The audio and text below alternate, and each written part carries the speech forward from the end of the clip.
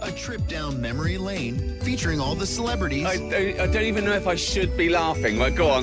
News stories. I mean, what am I going to do, be syllabus? And comedians. Yeah, I said, hey, Jer, I'm jonesing for that hang. That made 2019 such a special year.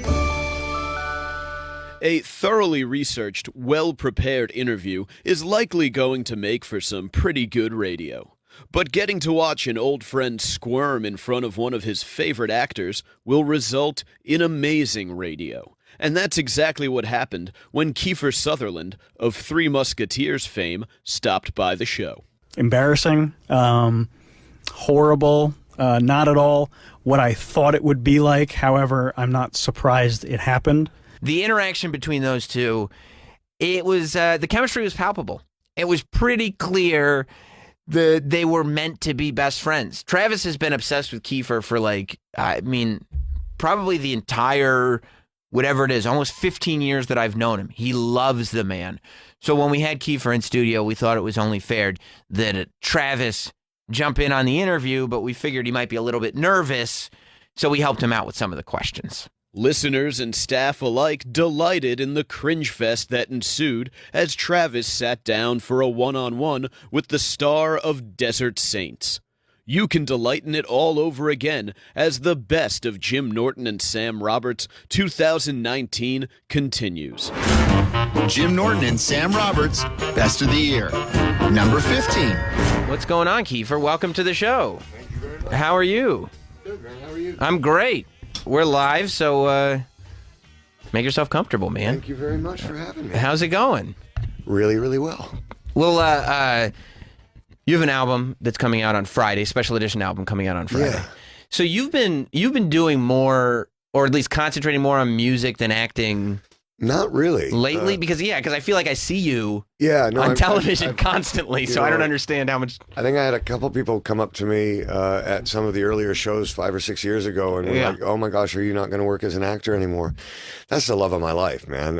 It is. I will want to do that to the day I die. The thing I found so interesting about music is not only am I a huge fan of music and live music, but for me, with songwriting, it was just another way to tell a story. Yeah. And what I've loved about acting is getting together with a group of actors and a director and a cinematographer, and what's the best way we can tell this story? It's very similar to get together with a band and a producer like Jude Cole. And what's the best way to tell this story? The big difference for me is, on my best day, I'm not Jack Bauer, but that was a character, and a lot of people will know me from that. The songs that I write are actually very personal songs, and so that took a minute to get used to because I spent most of my life being very private, or trying to be, and all of a sudden I find myself in front of 500 strangers singing a song of the first time I got my heart broken, or this or that. But do they know necessarily? Yeah, because I tell them. Right. I make a point of explaining kind of where I was at when I wrote the song and what I was going through. And once I leaned into that, the response that I had from an audience was just really extraordinary. Yeah. And I think on a good night, when you finish a show, whatever preconceived notion you might have had of the audience and whatever preconceived notion they might have had of you, if by the end of the show everybody's walking away realizing that we've got a lot more in common than we might have thought, that's a great night. And so, but I would have to imagine it's pretty therapeutic too, right? To kind of live this existence where you're like, no, I have to keep everything private. They want to put articles out about me. Everything in my life, I'll keep over here and I'll keep away from everybody. And when you can figure out a way to kind of not break those walls down, let people into your life and realize that, oh, this is actually a good thing because people are going through shit on their own. It certainly is cathartic. And I would have to say these 2 albums that I've made are the closest thing I have to a journal. But no, the experience has been amazing. But having said that, I think we did 150 shows last year, but we also did Designated Survivor. I know, that's right. Yeah, when I'm thinking you have this you have this series, you're the star of a series, and we go back to Europe and we'll tour 30 dates there, and then I'll start shooting a film with Stephen Hopkins, who I did the original series of 24 with. Uh-huh. So I'm very excited about that. So you just love working. You love being on the move. I have found for me that the downtime is when I get in trouble. And if I can just stay busy enough, then stuff kind of goes better for me. And I love what I do. I've always said this. I'm the luckiest person I know. I've been able to do what I love doing for a career, and 99.9% of the population doesn't. Yeah. And so I will never take that for granted. I'm grateful for those opportunities. And with regards to music, I love the band that I play with. And again, the experiences that I've had with the audiences that have been kind enough to come out to our shows has just really been extraordinary and moving for me. Is there a control thing too, where when you are doing your music, ultimately, as much as you're working with a band and you're working with a producer, you're responsible for it. It's your stuff. Whereas in a movie, a TV series, you're responsible for the acting, but that's more of a piece of the puzzle. Yeah, but I mean, both are team sports. Uh-huh. They really are. Yeah. I certainly don't have the musical knowledge of someone like Jude Cole, who produced both of the records, and I certainly don't have the playing skills or the singing skills that he has. So I rely very heavily on other people, but you're absolutely right. I'm responsible for the finished product, and I have to either say, yes, this fairly represents what I wanted to accomplish. Right. But I have to say, I felt the same way about Designated Survivor and 24. And both shows I was producers on. Mm-hmm. So, one of the lucky things for me is my career has evolved over the years. I've been given a little more room to have some input into what that final product is. And that's something that I've been grateful for. Because in that circumstance, look, if everybody hates it, Mm-hmm. you can still stand there and go, well, I'm sorry that everybody hates it, but I liked it for these reasons, and this is why I made those choices. Right. Whereas in early days, you kind of are left up to the wind, to see which way it blows, and hopefully, between the editors and the directors in the studio, that you all had a shared vision for it. Have you ever had the experience where you're like, okay, I know I did a good job acting, the script looks good, I think this is going to be great, and then you go and see it and it's a stinker? I've had that experience more than once, and it wasn't that I thought, my acting was great or anything like that, but you put together a great cast. Yeah. The script is great because it attracted all of these great people, and you've got a great director, and the studio's behind you. And for whatever reason, it just doesn't work. It doesn't work. And that's a chemistry thing. If we could all figure out how to handle that or manage that or put that kind of in a bottle, Mm-hmm. It would be easy. Every film you would ever make would be They'd all successful. be great, right? But it's an amazing thing to see when it works and trying to figure out why. Like 24, I don't think any of us expected, certainly when we started, that it would ascend to the kind of show that it became. Having said that, there are other projects too that we just dumbfounded about why they didn't work. Right. What's most important, I think, as an actor or as an artist, is to be honest enough with yourself to be able to look at something and go, that did work, or that didn't work, and learn from that. Yeah, are you good at when something doesn't work, whether it's your fault or not, specifically if it's not on you, if you just know, like, okay, the pieces, everybody was doing their jobs, the pieces didn't come together this time. Are you good at admitting that, or are you a guy who, like, takes it on himself? I would think I'm quite pragmatic about, understanding. Because if you can't learn from something that wasn't successful, you're in real trouble. Right. And so I think the more honest you can be about trying to understand the reasons or variables that led to something being unsuccessful or not working, I think that's absolutely paramount to one's progression in what they do. What was it like when 24 did what 24 did? And by that, I mean, you'd already done iconic stuff. Like, you already had your boxes checked off where you had your stuff that people will remember you forever because of this, because of that. People had their favorites. But then you start doing something like 24, and this entire new wave of people not only has you, I mean, people still, I'm sure, see you on the street and he called you Jack Bauer. Yep, and I have to tell you, it was one of the most exciting times because I had gone through, careers longer than I care to mention.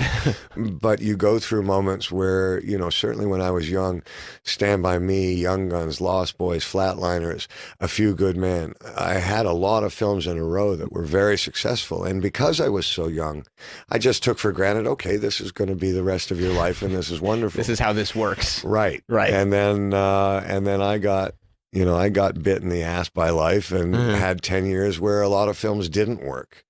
And so 24 kind of pulled me out of that. And after doing a few things that I actually really cared about, that for whatever reason didn't find the success one hopes for, to have 24 take off the way it did, I was finally in a position where I was not going to take that for granted. And so it was really exciting. And the fans that ended up appreciating that show were really hardcore fans.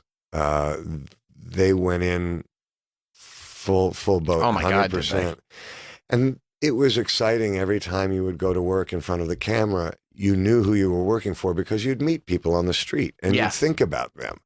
And like I remember at the beginning of season 2, I shot a bad guy in the office of my superior, and he was freaking out saying, "Oh my God, what have you done? What have you done?" And I turn around and I say, "I need a hacksaw because I'm going to cut his head off." And I knew the second we had that line and that scene structured like that the people that were enjoying the show were going to enjoy that moment. And so those moments became a lot of fun and exciting to do.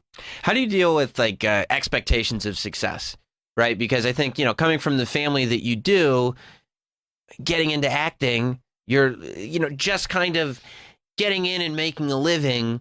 Some people might see that as success, but based on your family, you might have these kind of grander expectations. In the same way for music, when you succeed as much as you do in acting, do you have these things in your head where success is now defined as this unattainable thing? Success has to be defined by the enjoyment you get from what you're doing.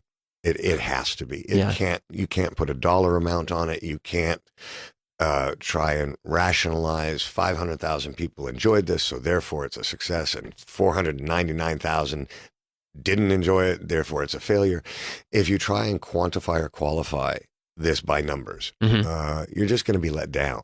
Yeah. The truth is, each job and each experience has its positives and negatives, and one in life has to try and figure out how to make it more positive than negative. Storytelling, there's always going to be challenges in storytelling. And I don't care if you're just sitting around with a bunch of friends in a bar, or you're making a film, or you're writing a song. But if that's the root of what you love doing is storytelling, then make it about that. And don't try and put number values on everything. And that took me a long time to learn. Yeah. So it's again, it's a very kind of selfish thought as I'm articulating it now. But if you value success versus failure and how you qualify that based on your personal experience and what you managed to learn and what you managed to get from that, whether it's developing a new relationship with another actor who you loved working with, or whether it's playing in a town that you've never been to before and you create a rapport with an audience. All of those things. You write a song, and then all of a sudden by the time you finish it for the record, you're like, man, I wasn't so sure about that song, but boy, do I love it now. Those are the great moments that you have. Yeah, I mean, if you can get there, I'm sure that can also preserve your sanity, because you are kind of in control of that. You know, you're not comparing yourself to other people. You're not at the whim of somebody else's decision making. Yeah, and it's a double-edged sword. There's moments where you've got a song and you're so excited about it, and you start to play it and it sounds great, and then you start to record it, and then for whatever reason it just lays dead on the track, and it just doesn't have the kind of life that you were hoping for, and then that song doesn't make the record. Yeah. So it's always peaks and valleys, and I think at some point in your life you realize that that's what it is, and the sooner you accept it, the more fun you'll have. Speaking of doing things that he enjoys, our producer Travis, who's in the room right there. Travis, come in so Kiefer can see you. He is glasses on. He is the biggest Kiefer Sutherland fan that I've Oh, well, that's. ever take him met with in me my everywhere. life. Yes. I mean, and I've known him for over 10 years. Uh-huh. I've never known a period of time where he wasn't. You're his absolute like favorite actor, favorite everything. I would say you come up in conversation on a fairly regular basis. Well, for that I apologize, but thank you very much, man. Am I lying, Travis? Absolute pleasure. No, you're telling the truth. I'm I telling was walking in, but I assume everything that you said was true. Yeah, I mean, you're a big fan. Oh, yeah. The biggest. That's very kind. I Thank think, you very uno. much. I think the biggest. Thank you very much. And Travis asked if he could write questions. He doesn't, I mean, he's a producer. But I'm not on the air that much, so I'm He's not on the air that much. But I told him that, of course, if he's going to have the chance to talk to his hero, Well, that's very sweet. why yeah. shouldn't he have the chance, right? Absolutely. Take I it. hope I have the answers. Yeah, me too. Well, like I already said, Yeah, I am very happy that you're here. Thank you very And much. I am fan numero uno. that's cool. Was it always your dream to be an actor? No. From the time when I was a young kid, I wanted to be a veterinarian till I was about 11. And then my mom got me a guitar when I was 10. And I just took that guitar with me everywhere. And I played in a couple high school bands. And so music was something I was leaning towards. And then I did a play because I could play the violin. I was cast when I was 12 years old in a very big play because that was about the Lodz ghetto in Poland. And I had to play a violin piece at the top of the first act. And then I played one of the characters. And then I played violin at the top of the second act and was one of the characters till I was killed. And that was my first acting job. And I was doing it I was the only kid in the cast. Everybody else was an adult. And it was the first time in my life where adults kind of treated me as an equal. And that was one of the most exciting times, especially for a 12-year-old. And then I saw my mother do a performance of Virginia Woolf, and it was the only thing that I had ever seen either of my parents do, because I grew up with my mother. Mhm. And my father's films were all restricted for 18 and above, so I couldn't Right. watch those. And so I knew he was an incredibly successful actor. I just didn't see any of the work until I was much older. But I saw my mother in a production of Virginia Woolf. She played Martha. And somewhere between the first and second act, she stopped being my mother. And I thought that was like the coolest magic trick I'd ever seen. And Yeah. that really piqued my interest. So that really around 12, 13 years old. That's when acting became of real interest to me. And I think certainly at that time, I was very aware of my father's success and my mother's success. And I didn't really want to walk in those footsteps or shadow. But I fell in love with it in a way that I just kept kind of plodding on. And then both my parents very graciously let me find my own way. They didn't try and manhandle, my young career. And so I made some mistakes, but I learned really quickly from those. And so it took a little time. We've had your father in before. He was in here. Oh, yeah? And you know what he did that was very, very impressive? Without us, we had no idea to ask. He just presented this information and then proved that he could fart on command. I was going to just say that. Yeah. He said he's one of the great, I think, flatulators might have been the Yeah. word that he used. He used to do it to embarrass the kids. I've got 3 younger brothers and a twin sister, and he used to do it in elevators. And the worst part about him, the way he would do it, is because this guy's actually taken time to work on it. Yeah. So he can throw a fart. And that's hard to do. He can actually fart himself, but make it sound like it came from over there. It's incredible. And oh gosh, it used to make my sister cry. And but yeah, he's got a lot of other really great talents as well that go beyond that. Was that not a talent that you were able to pick up on? No, it was something that's a that shame. I've desperately tried my entire life not to do. Ah, that's too bad. That's too bad. Did you have another question, Travis? You'd mentioned 24 earlier, and I've been a fan since way back when 24 was on. And I think that there's a little Jack Bauer in all of us. hmm How much Jack Bauer was really Kiefer? Well, I think, like you said, there was a lot of want. Right. Gosh, I wish I was this guy. Gosh, I wish I had this moral compass. Gosh, I wish I had his bravery. Gosh, I wish I could do all of these things. The things that I can tell you that are absolutely between me and Jack Bauer, we look the same. We run exactly the same speed. All of the physical stuff is there. But what I absolutely loved about the character was that he was never going to win. Right. it was just, you know, and there are people in our society that take on the jobs that we don't want that are going to, you know, more times than not fail. And how do you win when you're confronted with a situation that you let 10 people die to save 100? That's not winning. Yeah. There's no winning in that. And so I had such reverence and respect for that character because of the sacrifices that he was willing to put himself in for, based on what he thought his responsibility was to his country, to people, to innocent victims.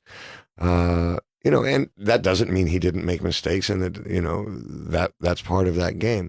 But I really did feel very strongly that this was a guy who was going to try and do what he thought was the best thing. Right. And that at times it wasn't, and that he was going to, and that created for great storytelling, great drama. Yeah. But no, I would have to say the character and I are very different, but there's aspects of that character that I admire deeply. Right. Yeah. You always hear about some of the legends of Kiefer Sutherland on the internet and whatnot. And I need to know if this one's true, because it's been one of my favorite stories for a very, very long time. Okay.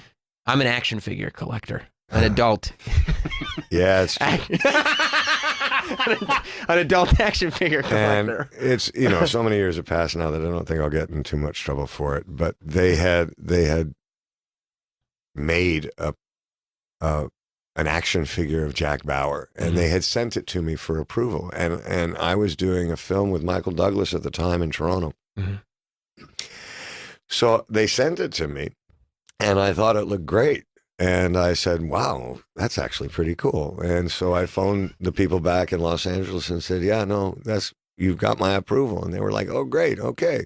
And that was it. That's all they said. Okay. And so me and a friend of mine took it out drinking, and we took some really bad pictures of the Jack Bauer doll in like a bottle of whiskey. And then we got him into the frilly drinks, and then we lit him on fire. And luckily you had doused him in alcohol. Man, he burned. And I think we filmed that too. And he just ended up a puddle of wax and clay, and got a call the next day. I was like, so glad you liked it. So we need you to send it back. And I'm like, what? And they said, we need you to send it back. It's the prototype. And I went, well, why didn't anybody tell that to me when you gave it to me? I mean, it should have been the first thing. We need this for your approval, and then send it back immediately. Yeah, it's a prototype. But they didn't say anything, so it took a whole nother year for the doll to come out, because I didn't realize they spent a whole year making it. So they had much to- money lost. They had to create a And- brand new prototype. And yes, and whoever had to do the prototype, I think, was kind of pissed off because it never looked as good as the first one I got. You're like, I got pictures of the original. And had I known, had I known, I certainly would never have done it. We just thought we were being funny. But Of course, it that's was the a best big part of the story. That it wasn't like you were being like shitty or malicious. No, it was just like, thought we were being funny, and I feel really bad about it. And to the poor artist in Japan who has spent so long trying to make that doll, I am so sorry. well, I'll tell you, I think it's hilarious. Travis, you have another question? Do you keep in touch with any of the old crew, like Emilio Estevez or Chuck Sheen? That's sir. I see Emilio more than I do Charlie, and then Charlie's just Chuck. always busy. But Emilio, you know, is writing and making his films. That I regret, kind of, because that film Young Guns won. You know, I don't get into what film I had as a favorite film, but it was absolutely, undoubtedly the most fun I've ever had making a film. And Emilio is one of the funniest guys I've ever met. And unfortunately, so you have this amazing kind of 3 or 4 month experience with people, and you feel like you're going to be friends forever, but everybody's got families, they get other jobs, it takes them out of town. And unfortunately, people grow apart. But my memories of Lou Diamond Phillips, Emilio Estevez, Charlie Sheen, Dermot Mulroney, Casey Siemaszko is one of the funniest guys on the planet. We had the time of our lives on that film. And so we don't get to spend as much time as certainly I would like. But when we do see each other, we tend to try and make up for it. Do you want to wrap up with one, Travis? Can I have one more question? Well, yeah, of course. You were talking earlier about films or projects that don't work, or you think they're going to work, but they don't. Dark City Mhm. is one of my favorite movies. One of mine too. How frustrating is that when it doesn't land? Well, I mean, there's a very simple explanation for that. I mean, Siskel and Ebert, and I think Alex Proyas deserve this. They replaced Metropolis in their film school with Dark City. It was a 15-minute standing ovation at Cannes, reviewed across the board as really one of the most innovative, inventive It's great. science fiction films of its time. New Line Cinema was owned by Warner Brothers. Warner Brothers had a film coming out called Matrix. They were too close in line with each other, and they had invested a huge amount of money in that film. And Keanu Reeves is awesome, and that's a great film. Mhm. It was one of those unfortunate things that they were completed around the same time. They had very similar looks in the timeless aspect of that production. And Warner Brothers told New Line, you're going to take a back seat on this one. It eventually And- found its audience, though. And it did, and over time, and I actually believe, certainly with the way technology has changed in the last 20 years, it is out there for people to find and things like that. But at that moment, it was, you think, oh my God, thank God I'm in something that critics are liking and people are liking. This is going to go all right. And then it's like, 8 theaters, and not one in New York. Oh, perfect. That's not good. So, there's so many circumstances, so many factors that lead to something being successful and not successful that are out of your hands. I was very proud to have worked with Alex Proyas, Rufus Sewell, just such a fantastic cast. And I was very proud of the film. And at the end of the day, maybe at that point in my life, at the age of 29, I wasn't at a place where that was enough. Right. I absolutely am now, and I'm enjoying my life a lot more as a result of that. Best of the Year Countdown. Jim and Sam may be known for their work on the radio, but the duo's talent extends far beyond the satellite airwaves. So when John Taffer needed a hand rescuing a Florida watering hole, he brought in a pair of experts. We waited forever for that episode to air, but Jim and I went down to Florida to do a bar rescue show, and I loved the behind the scenes of figuring out how to be on a show like Bar Rescue when Jim has been sober since he was 18 and I don't drink at all. But to walk on and have John Taffer go, these are two guys who know bars, and we're off to the races. What stands out for me about that time is what an ass I am and how bad I am at selling the show. When John Taffer asked me how many people listened, and I was truthful and said they don't tell us, I just, at that moment, that's who I am. That's how stupid I am. That's what stands out. I'm stupid. The menu and the beer specials may have left a bit to be desired, but the fellas turned in a performance for the ages. I'm Mike Montone, serving up an overflowing glass of Jim Norton and Sam Roberts on Bar Rescue. Drink it in. Number 14. Joe and Phil, I'm glad that you're here. Cool, thanks, man. I'm glad we're not talking about incest anymore. Well, it brings up a lot of memories. Yeah, absolutely. Because you are dealing with Jim and I. Are queers. No, not both. Jim's a comedian. We're both radio show hosts. But what you might not know is, as of Sunday night, we are bar experts. Bar experts. Experts at bars. Really? Did you know that? I know this is all news to me. Now, I've never drank. Really? And I quit when I was 18. Right. Also, I'm picky about what I eat. Yeah. And Jim really only likes fancy restaurants. Yeah, I'm a gentleman with refined tastes. Right. Yeah, same. However, we became bar experts Yep. because John Taffer called us and he said, Johnny. from Bar Rescue. Yeah, I love John Taffer. And he said, hey, Jim Norton and Sam Roberts, I want you guys to be the secret spies on an episode of Bar Rescue. Well, he's a man of his word. We had interviewed him a lot, and when in LA, I think he promised that he goes, "I'm going to get you guys on," and he just said that to us off mic or because whatever. we love the show. And Yeah, it I love this happened. show. Yeah. And he did it And it happened. He said, come out to Florida, to Tampa. Really? to Tampa. We're flying you out. We want you to be like the secret guys that go into this bar. This Well, is free great. trip to Tampa. Exactly. It's pretty sweet.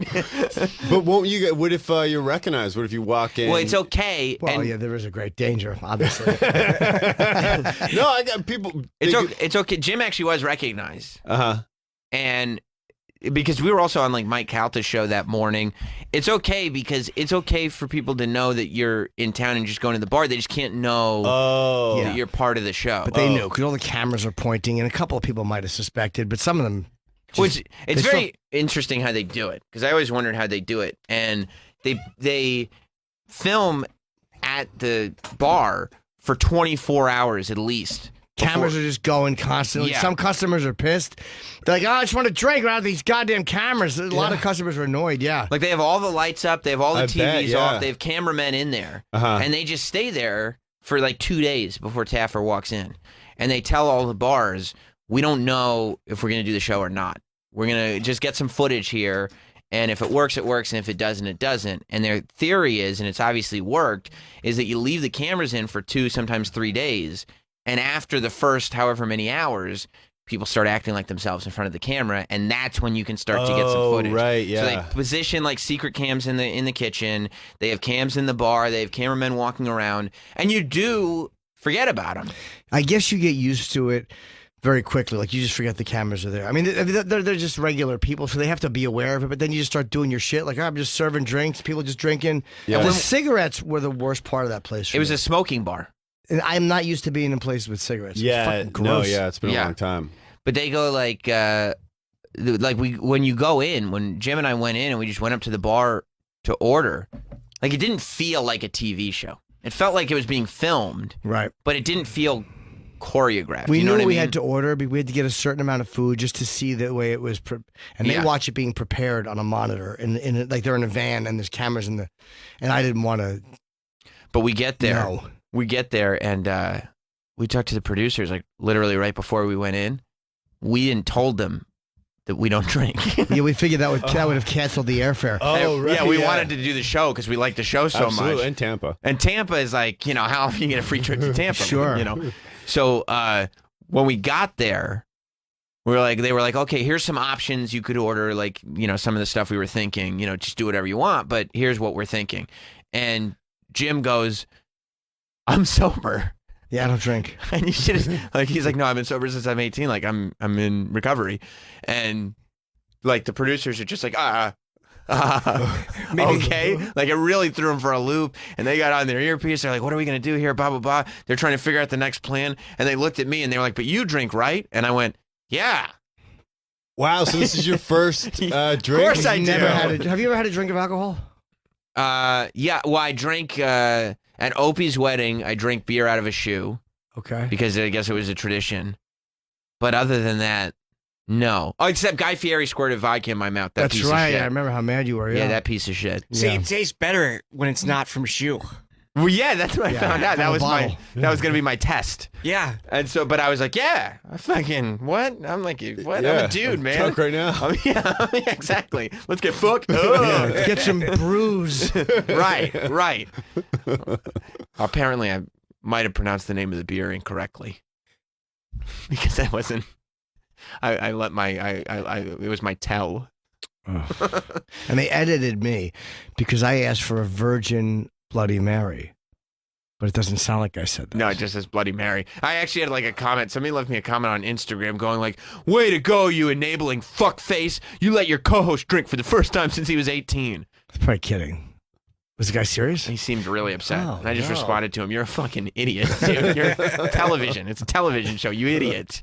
But it was, like, I was struck when I was there by how not fake it was. Like, when Taffer Yeah. actually walked in Yeah. and the thing just started There's and now no we're doing rehearsal. the show. It's just happening. I was like, whoa, like, this is, and people are legit pissed. Like, it's real. Taffer's legit doing, like, they really didn't expect things to happen. People, you could see it in their faces. They were They're furious at us for being there. They thought we hated were us. shitting on their local bar. Yeah. Yeah, the customers were not in on it. Like, it was legitimately an inconvenience to them. They were irritated. It is real. I mean, as far as what he's doing there. Yeah, So the bar it's real. Was it already successful? I mean, do you need a rescue? And It was no, it was not doing that well. The food there was problems with. It was a smoking place. I guess they weren't making the money they wanted to make. Yeah, it was not. It's like in yeah. a mini mall. Right. They were not doing well. How intimidating is he? Because I see him come in and he gets in people's faces, like bar owners, like some of the And dudes he's a are big, pretty loud guy, badass. yeah. Yeah. Dude, he does it so much. Like, I can't believe the balls on this guy that he's not afraid of getting hit. Yeah. He walks in and he does it so much. Like, there was stuff I saw that didn't make the show. Like him just yelling at people, going like he just meets him for the first time and he starts yelling at the bartender. It wasn't even on the show. He takes control immediately, and there's something about his energy, and you do know that he knows what he's He's doing got because his that's chest what he out, does. his chin up. He's the host, and his job is to fix this. So automatically he's in a position of power because you know why he's there, and you volunteered for it. But he really is fucking. He just takes over, and people just like they let him be the boss. He's very bossy energy, very controlling energy. did the staff volunteer? Or did they not want to lose their jobs? I don't know. That I'm not sure. What do you mean? Did they say, well, you can't work these hours if you don't want to? You're not okay with the cameras being there. I mean, they tell the staff, like Sure, they're they all have to. aware. So, I don't know for sure. I mean, but they know what they're getting into. Because some of the staff, you watch those shows, you're like, whoa, that is the biggest jackass I've ever met in my life. It's always like Yeah. one of those flair bartenders, and he's got like, like a mohawk and. Like, I think a part that wasn't on the show was I ordered. When I like- got my dick sucked.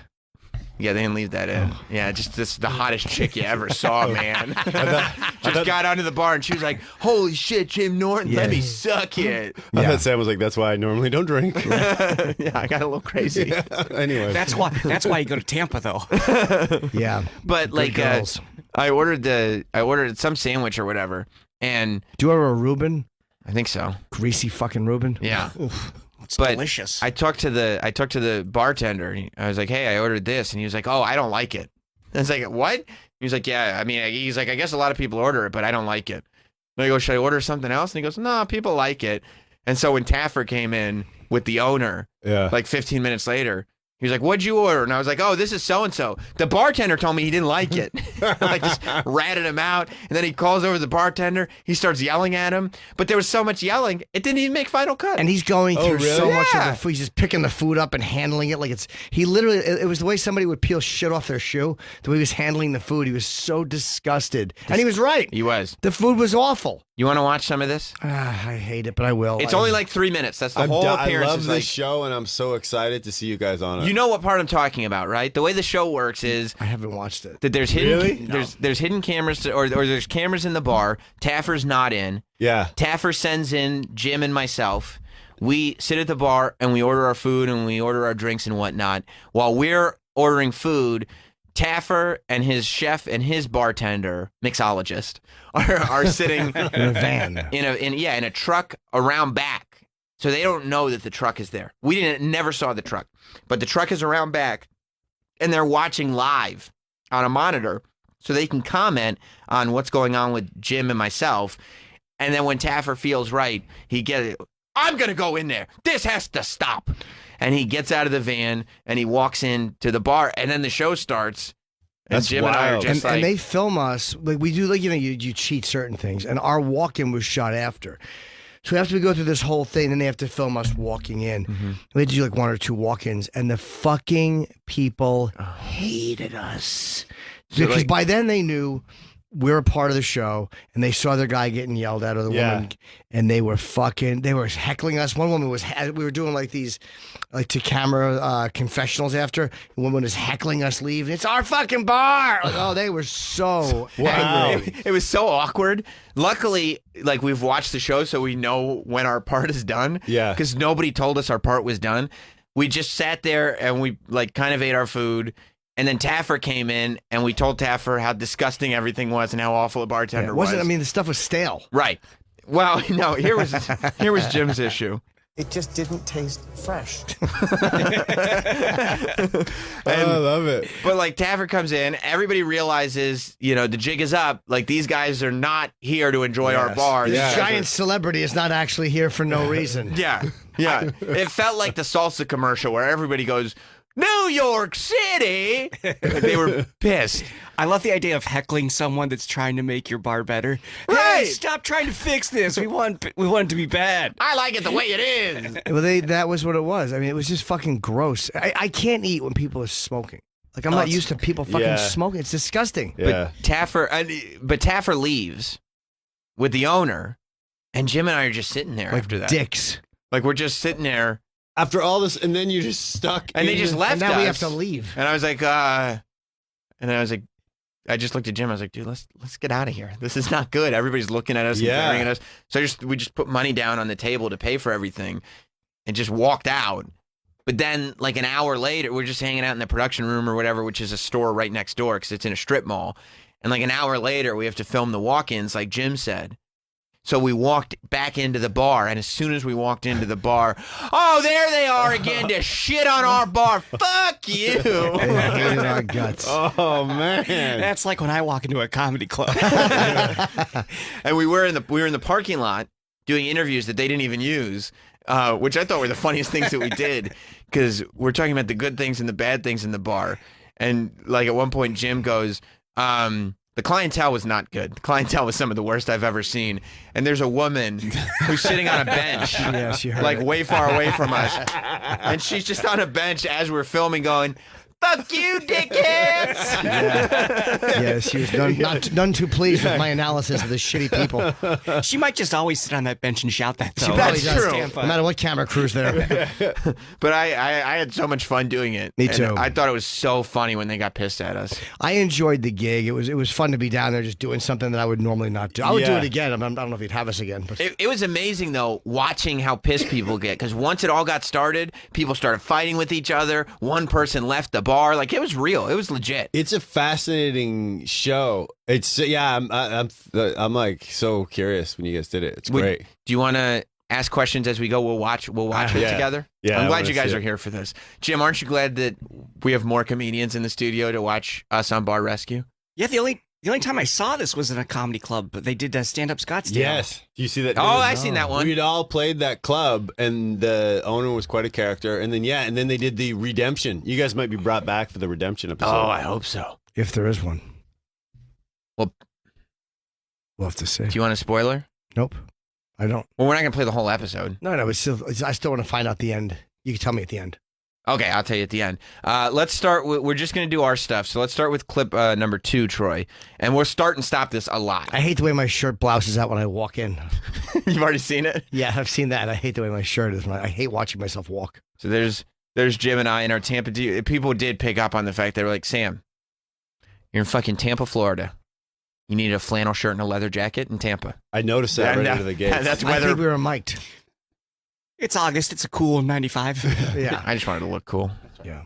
I thought, Fashion, not function. exactly. I think it was also to mic us though, right? We did have a wireless. Yeah, but I didn't need to wear a leather jacket and a flannel shirt. No, you didn't. You were on a You look sting dope. operation, though. Exactly. You think I look cool, Troy? I think you look dope. Thanks, man. I appreciate that. That's what I was Like going an for. out-of-place fool. So for Recon, I wanted to bring in some friends of mine who know bars. Okay, pause already. I mean, this is just. I wanted to bring in some friends of mine who know John. But I'm they sorry. weren't available. So these two assholes did it for airfare. Oh, nice matching purple T-shirts, too. That's true. It wasn't intentional, but you're right. I have been at bars. Okay, I know Yeah. bars. I go to bars sometimes. Use the washroom or Right. whatever. Drink some shoe beer. I went to 2 bars while I was in Tampa over the weekend. Oh, really? And I could tell the club soda at one was flatter than at the other. That's So all. These for are all me, things you gotta yeah. take up with Taffer. Yeah, yeah, exactly. Troy, why don't we rewind a little bit? So for Recon, I wanted to bring in some friends of mine who know bars. Jim and Sam. They're 2 of the biggest stars on Sirius Radio. These guys have millions of followers. Yeah, They'll give us a great baby. evaluation of this bar. Millions. Although, last names wouldn't have hurt. That would have been helpful Jim and Sam. on Sirius. But Look at my head on camera. Awful. I think it looks good. Doesn't. The first shot, you guys look great. You do look like people that go to bars frequently. We do. We look Right? like experts almost. Like these guys drink. Look at us, just both hunched over the bar, like just a couple of guys. This is what we do when we a come couple in. of after Home work. sweet home. Yeah. Oh, sweet home. Just out at the local watering hole. Yeah. Some people were curious where John got the information that we have millions of people who listen to our show. I informed him of that. That would be from us. Yeah. Although this is how fucking stupid I am. I'm is- guessing they cut this out. They did, and we've been talking about this since we did it. And we've never actually told the story. John Taffer was talking to us. We were sitting there when they were talking to the woman, and he goes, "So, and you guys are on Sirius. How many people do you have listening?" And I'm like, "Well, actually, they don't tell us because, they don't want to give." I gave him a real answer, and Sam's like, "Just millions. We have millions." Yeah, So here's what stupid. Taffer comes over with a lady, and I'm he's so like, dumb. He's like, "These are my friends Jim and Sam. They have one of the most popular shows. How many people listen to your show?" And that's where Jim goes, "They don't tell us." I know. I say shit like that. They told too. us the truth. I don't know. Yeah. But I leaned over to him and I said, "There's 30 million subscribers, and we're the #1 show on the platform." Yeah. 'Cause Yeah, that was where Sam's fucking WWE thinking came into play, and he was not wrong. we're selling, baby. We're selling. Just look at how many people are criticizing Joe and Phil on Instagram right now. Yeah. I mean, I go, we're #1 show. Howard Stern's like, with the number. Not counting Howard Stern. I go, no, I don't know. I haven't seen the numbers. I'm pretty he's sure we're bigger. 2, and then Sway's behind him. Yeah, it goes Jim and Sam, Howard, Sway. Yep. And then, I don't know, Andy Everyone Cohen else. somewhere. Yeah, I don't know. Dan Rather. I don't know who else has a show here. No, this is the Dan Rather show. No, they don't. Joe? It's over for Come him. in here and fucking I'd promote. rather I enjoy it. Do you? I'm sure it's good. Just We had him on once. I'd love to interview him again. He's a really interesting guy. He is. He was the first one to see the Zapruder film. wow. After Abraham Zapruder, of Little course. Dan Rather trivia. Yep. Let's go back to it. What are you guys drinking? Bloody Mary. Not a problem. Absolutely. Do you have like a Amberback? Okay, so apparently I found out later that's not the name of that beer. Hammerback? Amberbach? That's it. That's how you would pronounce that. What did you call it? Amberback? I went like this. You have Amberback? Amberback? That's right in Canada. You see me shrugging when I said it too? Yeah, That's, Amberback. that's acting. That'd be like offering a Millet instead of a Miller. I don't know that beer, though. Why did you pick an obscure... I think they told him to. Oh, did They they? suggested that was one of the ones you could pick, and I was going like this in my head. Amberjack. I was going in my head. I was like, Amberback, Amberback, Amberback. Oh, Amberback. Amberback, Amberback, Amberback. Then he was like, "What do you want?" I was like, "I don't know. Amberback." Keep rewinding, Troy. Rewind back. Yeah. When we. What are you guys drinking? Bloody Mary. Not a problem. Absolutely. Do you have like a Amberback? Yes. That would be great. On draft? And Well, water, That's yeah. all I have. Yeah, so that works. Good? Great, man. Look at the size of that glass for a Bloody Mary. That's going to hold about 2.5 ounces of Bloody Mary mix. Typically, that would be in a taller glass. This is burning my throat. This is awful. No. Hey, It here we was. have a beer. I was just being truthful. Yeah, it's burning your throat. It hurt my throat. Yeah. I like that he when I said I'll have a Amberback and he looked at me funny, I was like, oh, I wonder if he knows that like I shouldn't be ordering that. But now that people told me, I think it was probably because he was thinking that's not how that word is said. Oh, right. He said, why are you acting casual about that? You clearly said it wrong. You sound like the kid in Can't Hardly Wait right now. Oh, yeah, nice. Rub it off with your finger. I didn't know he did that. Built-in windshield wiper. Ew, by the way, nice sip, Dick. What? Go look at that fucking sip. I had a- Queen Elizabeth sip. That's me having having a beer and it's having unwinding. It's not a sip, Jim. It's a swig. 5 o'clock somewhere. Most people's first beer isn't televised. What a dainty What do sip. you mean? That's a swig of beer for the working man. Man, let's see this. Let's see regular Joe. Don't say sip. Say swig. Yeah, let's see Sam take a nice swig of beer. I'm a chugger. Windshield wiper. Look at this. Oh my God! You touched your lips to it. I did. If I did that, it wouldn't have been a relapse. That's how little you drink. Your sponsor would have been like, "Yeah, that's fine. That's fine. Yeah, what are you calling me for?" Yeah, exactly. It was lip balm. You call this Amberback? Usually flat. Have a few drinks in. I got you. Once you get a few drinks in you, anything tastes fun. Maybe that should be the strategy coming here. You slam a few down as soon as you get here, then everything's fine. Doreen. Look at that. That's my line from the show. What? Slam a few drinks in, then everything's fine. And it's like, I knew when I was saying it, I'm being critical of the bar. They're going to leave that in. Yeah. Yeah. Side of the bar, oblivious to the fact that her business is going down the tubes right before her eyes, and she doesn't even know it. Yeah, let me get a classic burger. How do you want it cooked? Medium. So we'll try the Reuben, and then let's also get the beef on wet. So their food order is in. I'm going to time this. That's just my typical bar order. I get a Reuben and a beef on weck. That's just, people were like, well, the beef is the one they all said was very good. you eat chicken fingers. Yeah, the beef on weck was the one, that was like their specialty. That was the one. Oh, That was the crowd favorite. What's a weck? I don't know. It's like I think it's like a wedge. I don't know what it is. But I was like, that was the house specialty. And that's the one that the bartender was like, I don't like it. Oh, really? And it was like, oh. Yeah, critical of the house specialty. The beef on weck. Beef on weck, it's a sandwich primarily found in western New York State, not Tampa. What, Travis? I like Jim's furrowed brow when he was thinking about how he wanted. I know. I was considering it. Yeah. I mean, I typically will go with a well. Let's go back and look at that. Yeah. I would like to see. I was considering. Were you acting? No, I was actually considering like a little wanted. acting. Maybe a little. I wasn't sure because I knew what I was in. I thought you nailed it. Right. Because you probably thought about it beforehand, but you're portraying somebody who's just walked into a bar. Medium. What would this is what Jim was thinking. What would my character order? Yeah. You know?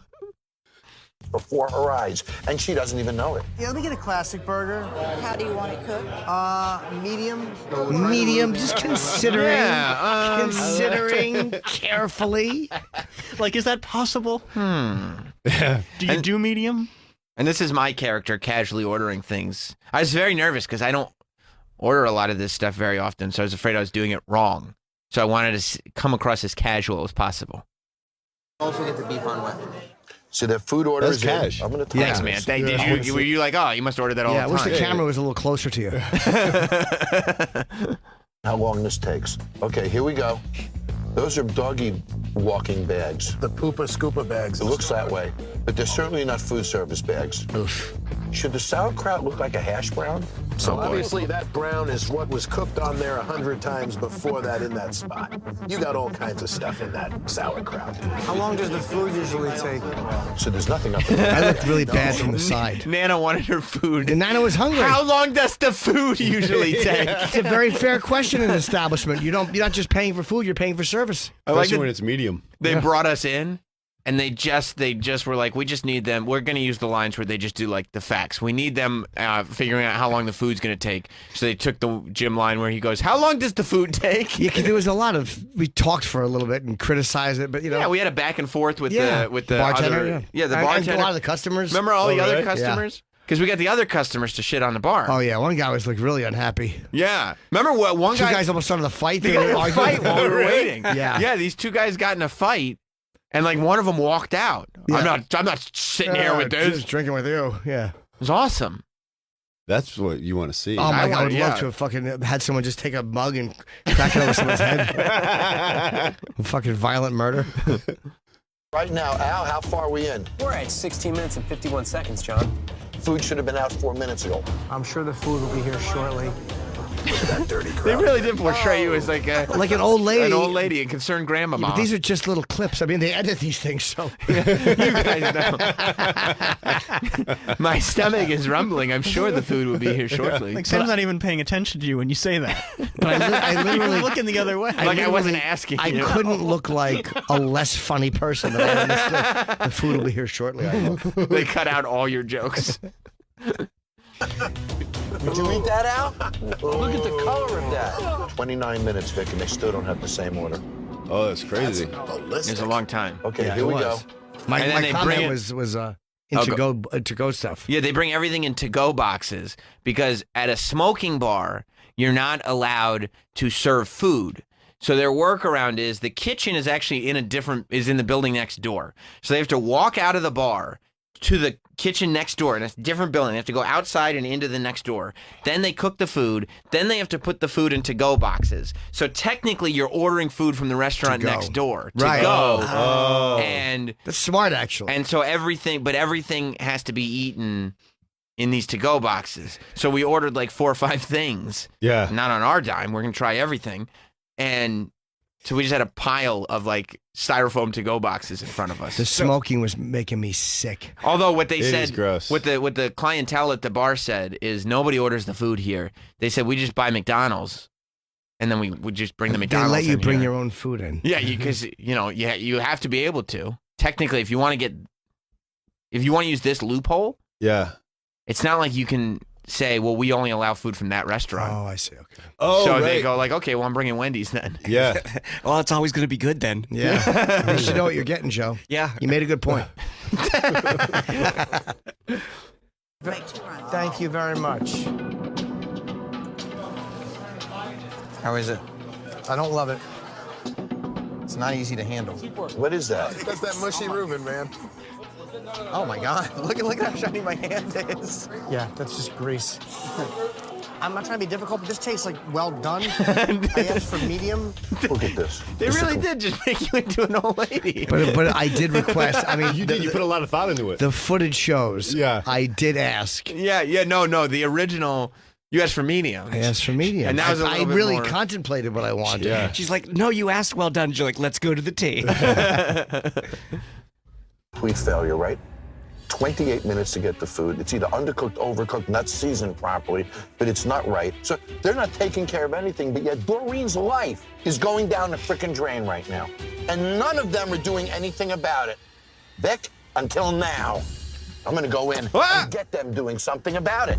I wonder how many takes that is. There's probably a couple of those. You think so? He makes it sound like he's going off to war. Yeah, he really He's does. walking into a Tampa like a guy bar. is beating his, like a guy is punching into a stroller. I'm going to stop it.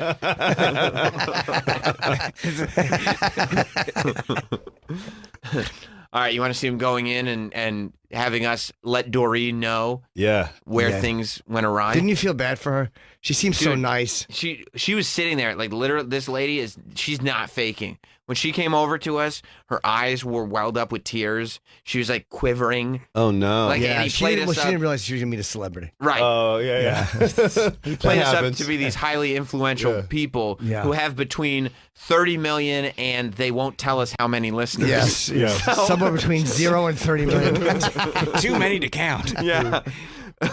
and she's sitting there like shaking. Like I go, well, this sandwich was super greasy. Look at my hands, and she's like, oh no, no. Oh, Doreen. Yeah, it was tough. It was tough looking at Doreen. I was like, wait a minute. Because I was sitting there going like, shit all over everything. And then I looked at this woman and I was like, Yeah. oh no, this is real life. Yeah. This is this lady's life. This is really her bar. This is her place, and she Yeah. really cares about it. Yeah. I mean, I think I'm still going to shit all over everything, but still. Now but the I food just- legitimately was shitty. It was easy. You didn't have to lie about it. They did get the orders wrong. It did take too long, and the food wasn't good. No, they didn't even show. We also ordered wings. And the wings were like, they tasted like they were microwaved and they were just sitting in a puddle of sauce. Yeah, we ordered a lot of food. Disgusting.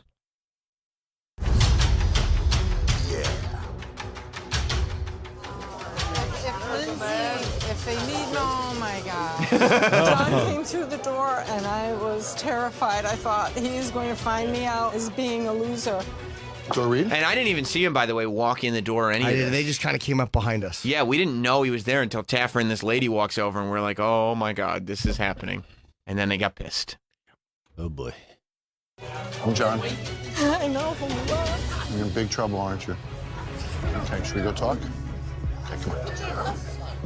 I want you to meet a couple of friends of mine, okay? Jim and Sam are dear friends of mine. True. They have one of the biggest shows on Sirius Radio. Share with Doreen. Okay, She that's needs- the editing mark where they took out Jim's honest being answer. A no-selling ass. I can't help it. Honesty's the best policy. It is the best policy. Why was she not crying after she found out about your listeners? She was laughing. How bad I was at that.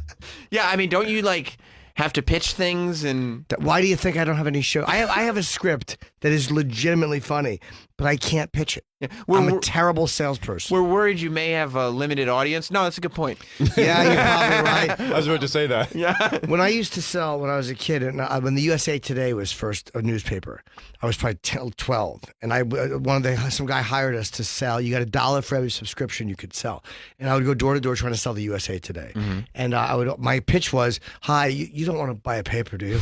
I'll never forget Is that true? Oh, yeah. And That's the same way you ask girls out. yeah. Oh, yeah, you don't want to go out with me, do you? Yes, there's always a negative. And what is the answer always?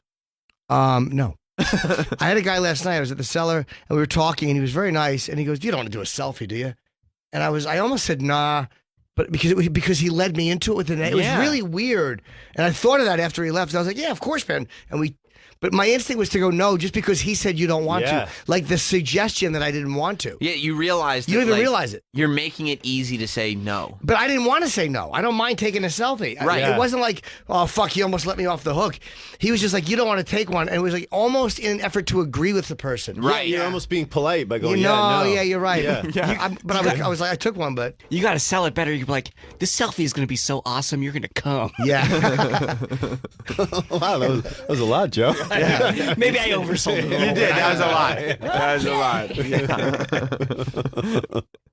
But yeah, that was the edit point. That was the moment, because John probably goes like, "What? How did Jim get to where he's at?" I mean, you sell tickets for a living. Yeah. At the end of the day, I don't lie about ticket counts.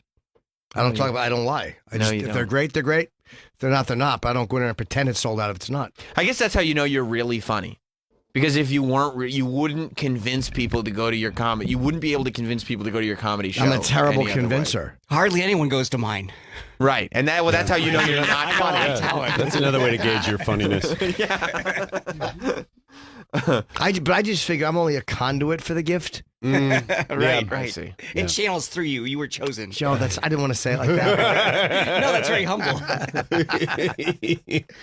All right. By the way, I hate when people compliment someone. You ever see someone, they get a compliment like, "Yeah, you're really funny," and they do the fucking hands clasp bow? The double prayer. Oh my God. Fuck you. Yeah. You know, Say thank you. You know who does that every single time? Hot dog.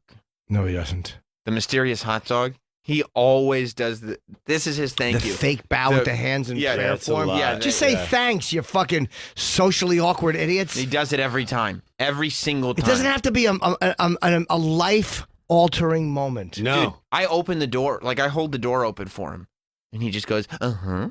Like he doesn't. He just kind of goes like, because people don't and know he how to bows. say thank you. It doesn't feel like enough for them, so they want to show reverence. It's also, Stop it. I think, it's people who emotionally just have trouble. Yeah, and they're living through emojis. The emoji is the hands. Yeah. clasp. Exactly. It's easier to do this than to actually express gratitude. But also, it's that fake spirituality thing. Yeah, it where is. it's like, Namaste. Yeah, namaste. Shut up. Yeah, I yell at him every time he does it. Yeah, you I'm so should. stupid. I put it in a negative. I'm like, you don't want me to thank you.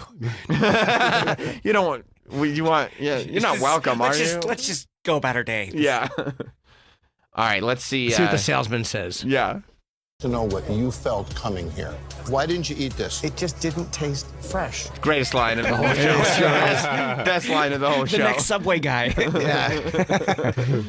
It really. I hated to tell Doreen that. Right. Well, She was very nice. I'm getting a vibe from her that's very nice. Yeah, I felt bad for her because she was like, you know, it's easy when you're watching someone on TV to go asshole, but when they come over and you can see like she was shaking and she was upset, and you're like, oh, She genuinely cared. nice lady, Yes. just a nice lady. That's the thing about Jim. Like he will, at this point in his life, put those feelings over a TV show. Like you're like, I'm doing a TV show here, but this lady is hurting. I can't. And unfortunately for her, and at my position in life, I go like, I get it, you're upset, lady, but we got to make some TV here. Let's go. This thing fucking sucks. Yeah, I had to be gentle. Yeah, I think that's the way I would have played it. gentle. Yeah. Yeah. I would have felt bad for her. But then again, back in your head, you're like, well, do you eat here? And her answer, there's no way. She's like, oh, yeah, I have that filthy Reuben every day. No, You this know? was literally the moment that I threw the bartender under the bus and just made it even worse. Like, yeah, the bartender told me this sandwich wasn't good. And I said he tried to sell me kitty porn. I made that up. I made it up. I figured that'd be great TV. Try to sell me kitty porn. They didn't use it though. Yeah, that's good TV. Because they didn't hear it. Yeah. It's called a yes and. I made it up. They cut the part where you bought it too. See this? This is pretty bad. I watched him make this. The entire sandwich. See, he's handling Look he's just handling it. John puts his hands all in it. You could make any sandwich look gross though if you like scoop it up and. Yeah, but did you hear? That is true. No matter, you know, you can make any sandwich looks disgusting when you put your fingers in it. But I said it as I was giving it to her. This is pretty bad. You know, that way you know it's bad. Yeah. You did. You indicated. Yeah. That's the way it usually works in TV. My God, I'm angry. Is a complete mess. So the fact of the matter is, you guys came here, you tried to get a beer, that wouldn't work. You tried to get a burger, you tried to get a Reuben sandwich, nothing worked. This cannot happen. Okay, let's go talk. See, It was horrible. they cut my line there. What was your line? I called her a cunt. Listen to her. Listen to her. Decent, and it's not. I was afraid he was going to throw it on the floor. It belonged in the garbage. But do you, Poor Tori. she's Doreen, poor Doreen. And do you see them walking away from us? Like, you see how we're still sitting there and they're walking away? Yeah. That's not like a set-up shot where then they come and they're like, okay, we need to do the walk Yeah, they away. just left us there. They left us. If we didn't get up, we'd still be sitting there with mics on. They just left us there, and everybody's just staring at us. And the people who we were making friends with some other people at the bar and like talking about local stuff, and everybody felt lied to. Oh, I bet, yeah. They thought the whole thing was just a ruse and a put on to make them look foolish. You've never had an Amber back before in your life. Yeah, we told them we were just down there to visit the Epstein mansion.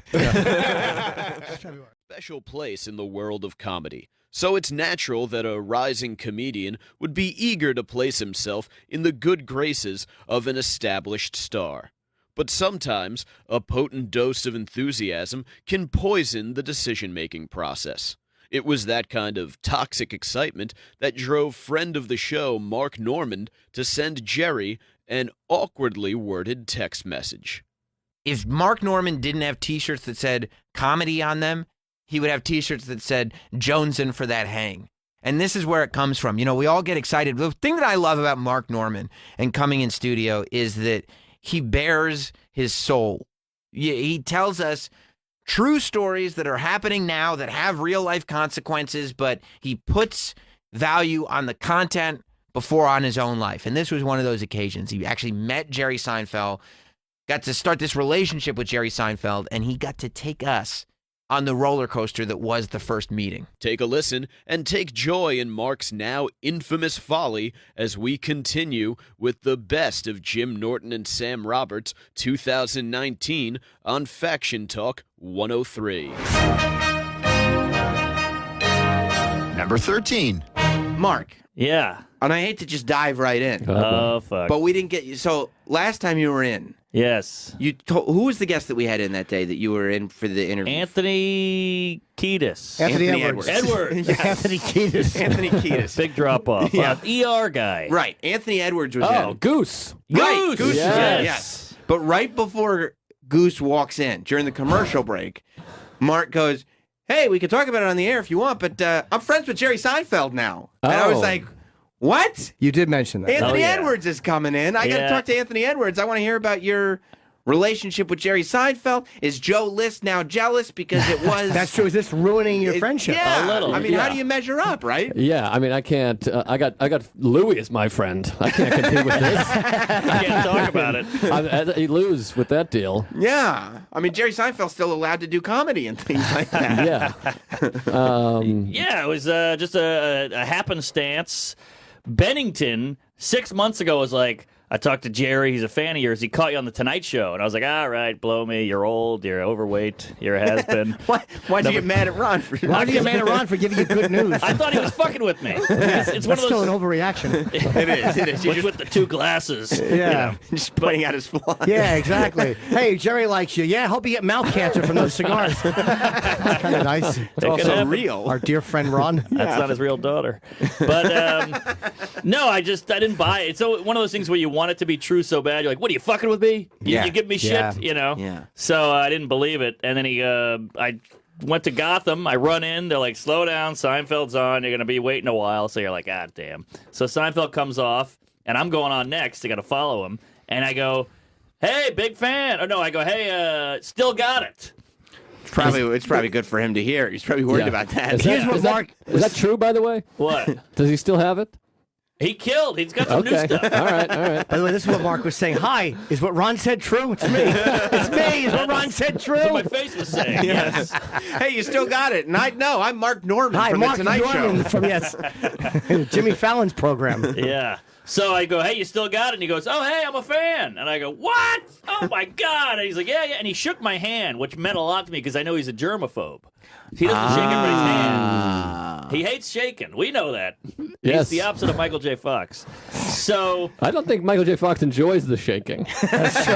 It's not a choice he's I think you're making. misunderstanding. Muhammad Ali. He hates it more liked than it. anyone. Yes. Yeah. Yeah, he Ali was loved voluntary. it. He was dancing a lot. Yeah, you flipped it. Yes. So I go, wow. So now I'm like reeling. I'm like, oh my God. First of all, he talked to me. Second of all, he shook my hand. And third of all, he said, big fan. I got the trifecta. So I go up there and I assume he's just going to get in his Porsche and get out of there. So I go up there and I'm zinging and zanging because I'm so confident. I got the Seinfeld compliment. Are you on a comedian high? Because I mean, audiences can do what audiences are going to do. Yeah. But when Seinfeld goes to you and he says, "I'm a fan," and you know that this guy wouldn't do that if he didn't think that. Yes. He would just ignore you. Exactly. Are you kind of in this position where you guys don't even matter? If Seinfeld thinks I'm funny, I'm funny. That's Completely. And I remember as I was walking on, some guy goes, Jerry, can I get a photo? And he goes, I'm okay. And I remember like, yeah, that's Jerry, Jerry baby. said, I'm okay? He goes, I'm okay. And you're like, that's my guy. That's my guy. That Jerry would take one with me if I asked. Yeah, maybe. So I go on, and it was a JP Morgan thing. So they were like, be clean, it's a company, whatever. And those are never fun. So you're like, I'm just going to do my clean stuff and, fuck around. I love that, like, somehow your connection is validated by the fact that somebody else wanted to have a connection and they couldn't have it. And it failed miserably. So the fact that connection didn't happen means that yours is now even more valuable. The fact that he said, I'm okay. Oh, yeah. Got him. I mean, it lets you know that Kesha moment was so real. Oh, Yeah. That's right. He didn't want to hug Can Kesha. I have a hug? No, I'm okay. was great. He doesn't want to be touched. He does. I imagine he says that to homeless people also. Yeah. He's like, get spare chance. Nah, I'm all right. I'm Yeah. good. I'm good. I'm all set. Thank you for offering. But he's honest about not wanting to be touched. It's Right. fine. He's being polite about it. That's Yeah. fine, thanks. Yeah. I love it. So I go on. I have a great set because I'm just booming with confidence. And I get off stage and I go, well, that was fun. Now on to I had like 3 other shows that night. So I'm kind of in that mode of like, get to my show, schedule, what train am I taking?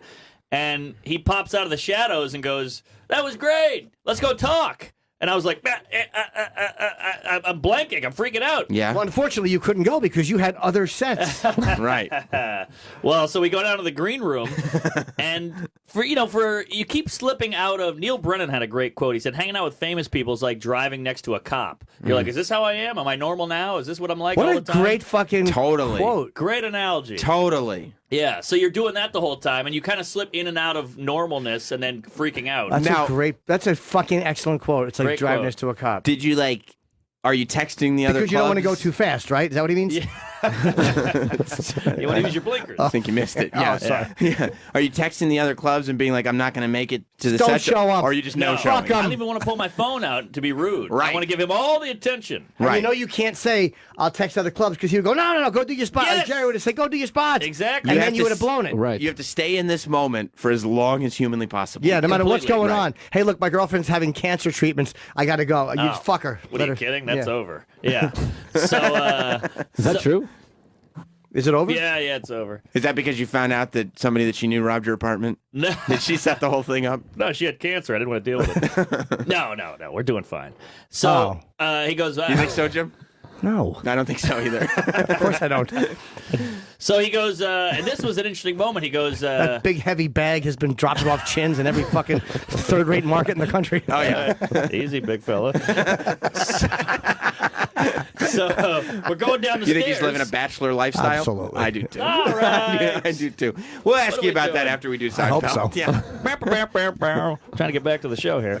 So, So what happened? You threw $1 down and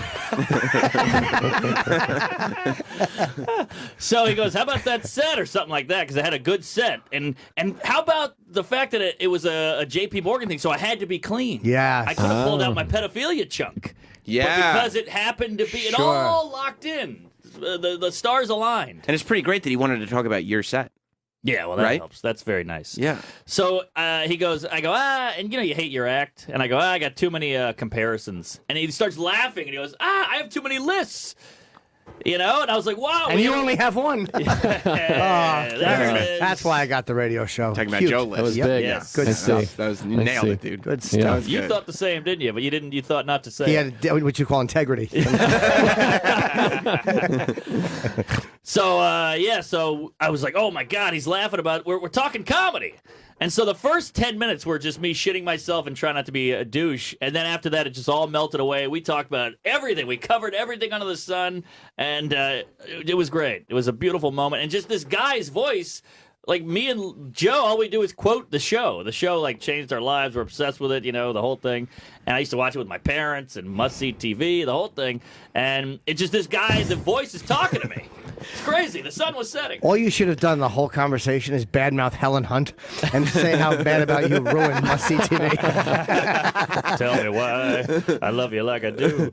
So did you have to stop yourself from making references to the show, or did you have your wits about you enough that you wouldn't have done that? I geeked out a little bit every now and then, like just a little bit would like What did you do? pre-cum would come out. Like, what did you? At one point, he's like, "So do you know?" He's going off about the '80s, and he's like, "To Catch a Rising Star." You probably don't know it's this club that used to be. I'm like, probably don't know it. I've read every book about New York comedy. I know all. Of course, I know it.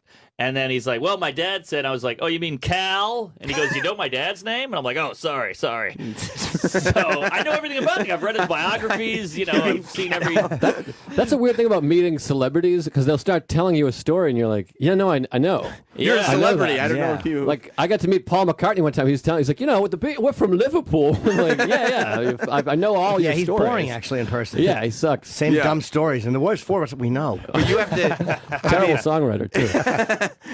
It goes back to what you were saying about staying in the moment. Like, you have to react to it like it's a new story. Right. Because otherwise, you run the risk of him being like, oh, okay, well, then I guess we don't need to talk at all. Yeah. If you had taken one later train, you wouldn't have formed the band. Like, I know that. Yeah, I've known yeah. that story since I was 16. Yeah, Mother Right. Mary. It's your mother. I got it. I actually didn't know that until recently. Yeah, I've never heard either of those stories, actually. Is that right? Yeah. The train, what? Yeah. So it was pretty incredible. Now, is this a one-night stand, or has the relationship prospered? Well, here's the clinker. At some point, we're hitting it off, and it was going so well that he goes, "Hey, get my number. And I was like, oh, my God. That's when it really hit home. Please tell me you accidentally sent a dick photo. Oh, God. Jesus. When he says get your number, how does that work? Yeah, it makes it sound like he's like, Google my number. Someone find Yeah. it out somehow. Right. Why doesn't he say, what here's would- my number. Right. That would worry me. Like, do I have to call representation to? Right. Well, I Because guess you could just give it to me. Maybe I said it wrong, but he said, take my number, Yeah. maybe. Oh, and he gave it to you. Take You got my to number, email please. Mario Joyner. He'll give you my number.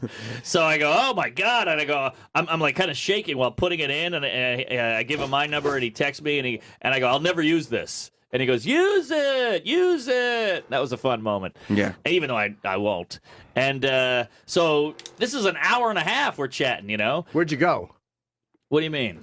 You just stayed in the green room. Oh, you stayed in the green room. the whole time, okay. just I thought you- face to face okay. talking. And I'm not good with eye contact. I'm awkward. You're I'm gay. autistic, yeah. Yeah. So Well, luckily, Jerry is like super social, and he Well, doesn't have any of those. that's the thing. I don't want to get, because if he hears this, I'll kill myself. But that's the thing is, I think you're safe. I've heard. Thanks, Joe. Jerry sets the alarm at 7 a.m. every morning. Joe is right, and it wouldn't be a loss if he wasn't.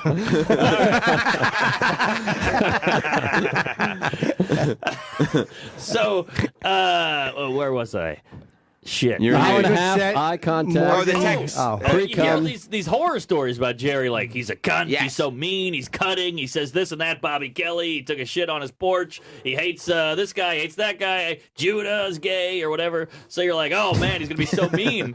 And he was so sweet, so nice, so normal. He just felt like a Long Island guy, just like a dude. Gross. Well, easy laugher, you know, just nice, normal guy, and not pretentious or anything. And I was waiting for him to be mean to me and like say some shit, but it was sweet as pie. He's not good at being. He seems like, and I don't know him well at all, but he doesn't seem like he's good at being fake. Like, Right. Yes. if he likes you, he's just a regular dude. If he doesn't like you, he can't pretend that he's Right. interested. Yeah, I Completely. remember. I said that to. I was talking to Colin about him one time, and I was like, listen, talking about the.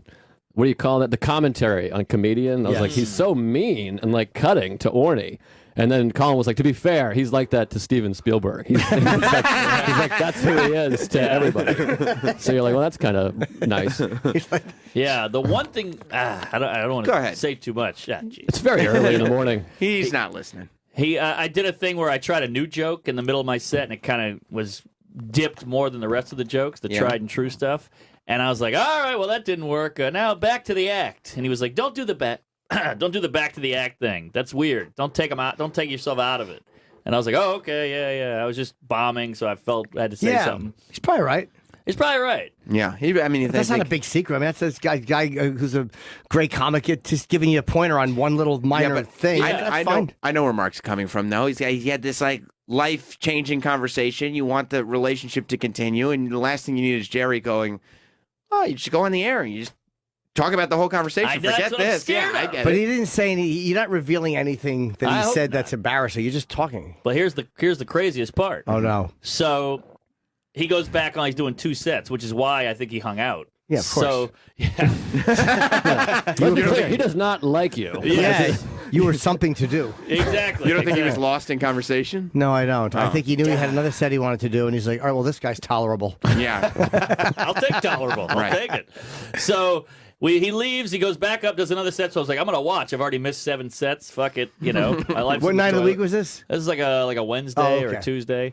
And I go back out and watch his set. And he had some great stuff. And he had one joke that was obviously new and not fleshed out yet. And I was like, "Ooh, I'm going to think of some stuff for that." Oh no! I know. So he finishes, he leaves, and he's talking to Mazzilli on the sidewalk, the owner of Gotham. And I run by because I got to get to my shows, and I go, "Hey, great talking to you, great to meet you." And I say it as I'm walking, and I go, "I got an idea for that cemetery bit." And he goes, all right, yeah, take it easy. And, that was the end of it. And I'm clicking my heels. I'm on 7th Avenue going, oh, my God, this is crazy. I'm whistling Dixie. I'm kissing women, the whole thing. And I leave. The night I tell the girlfriend, I get home, we make love, the whole thing. Break up. Yeah. Yeah. And then the next day, we're sitting in our underwear watching Seinfeld on Hulu.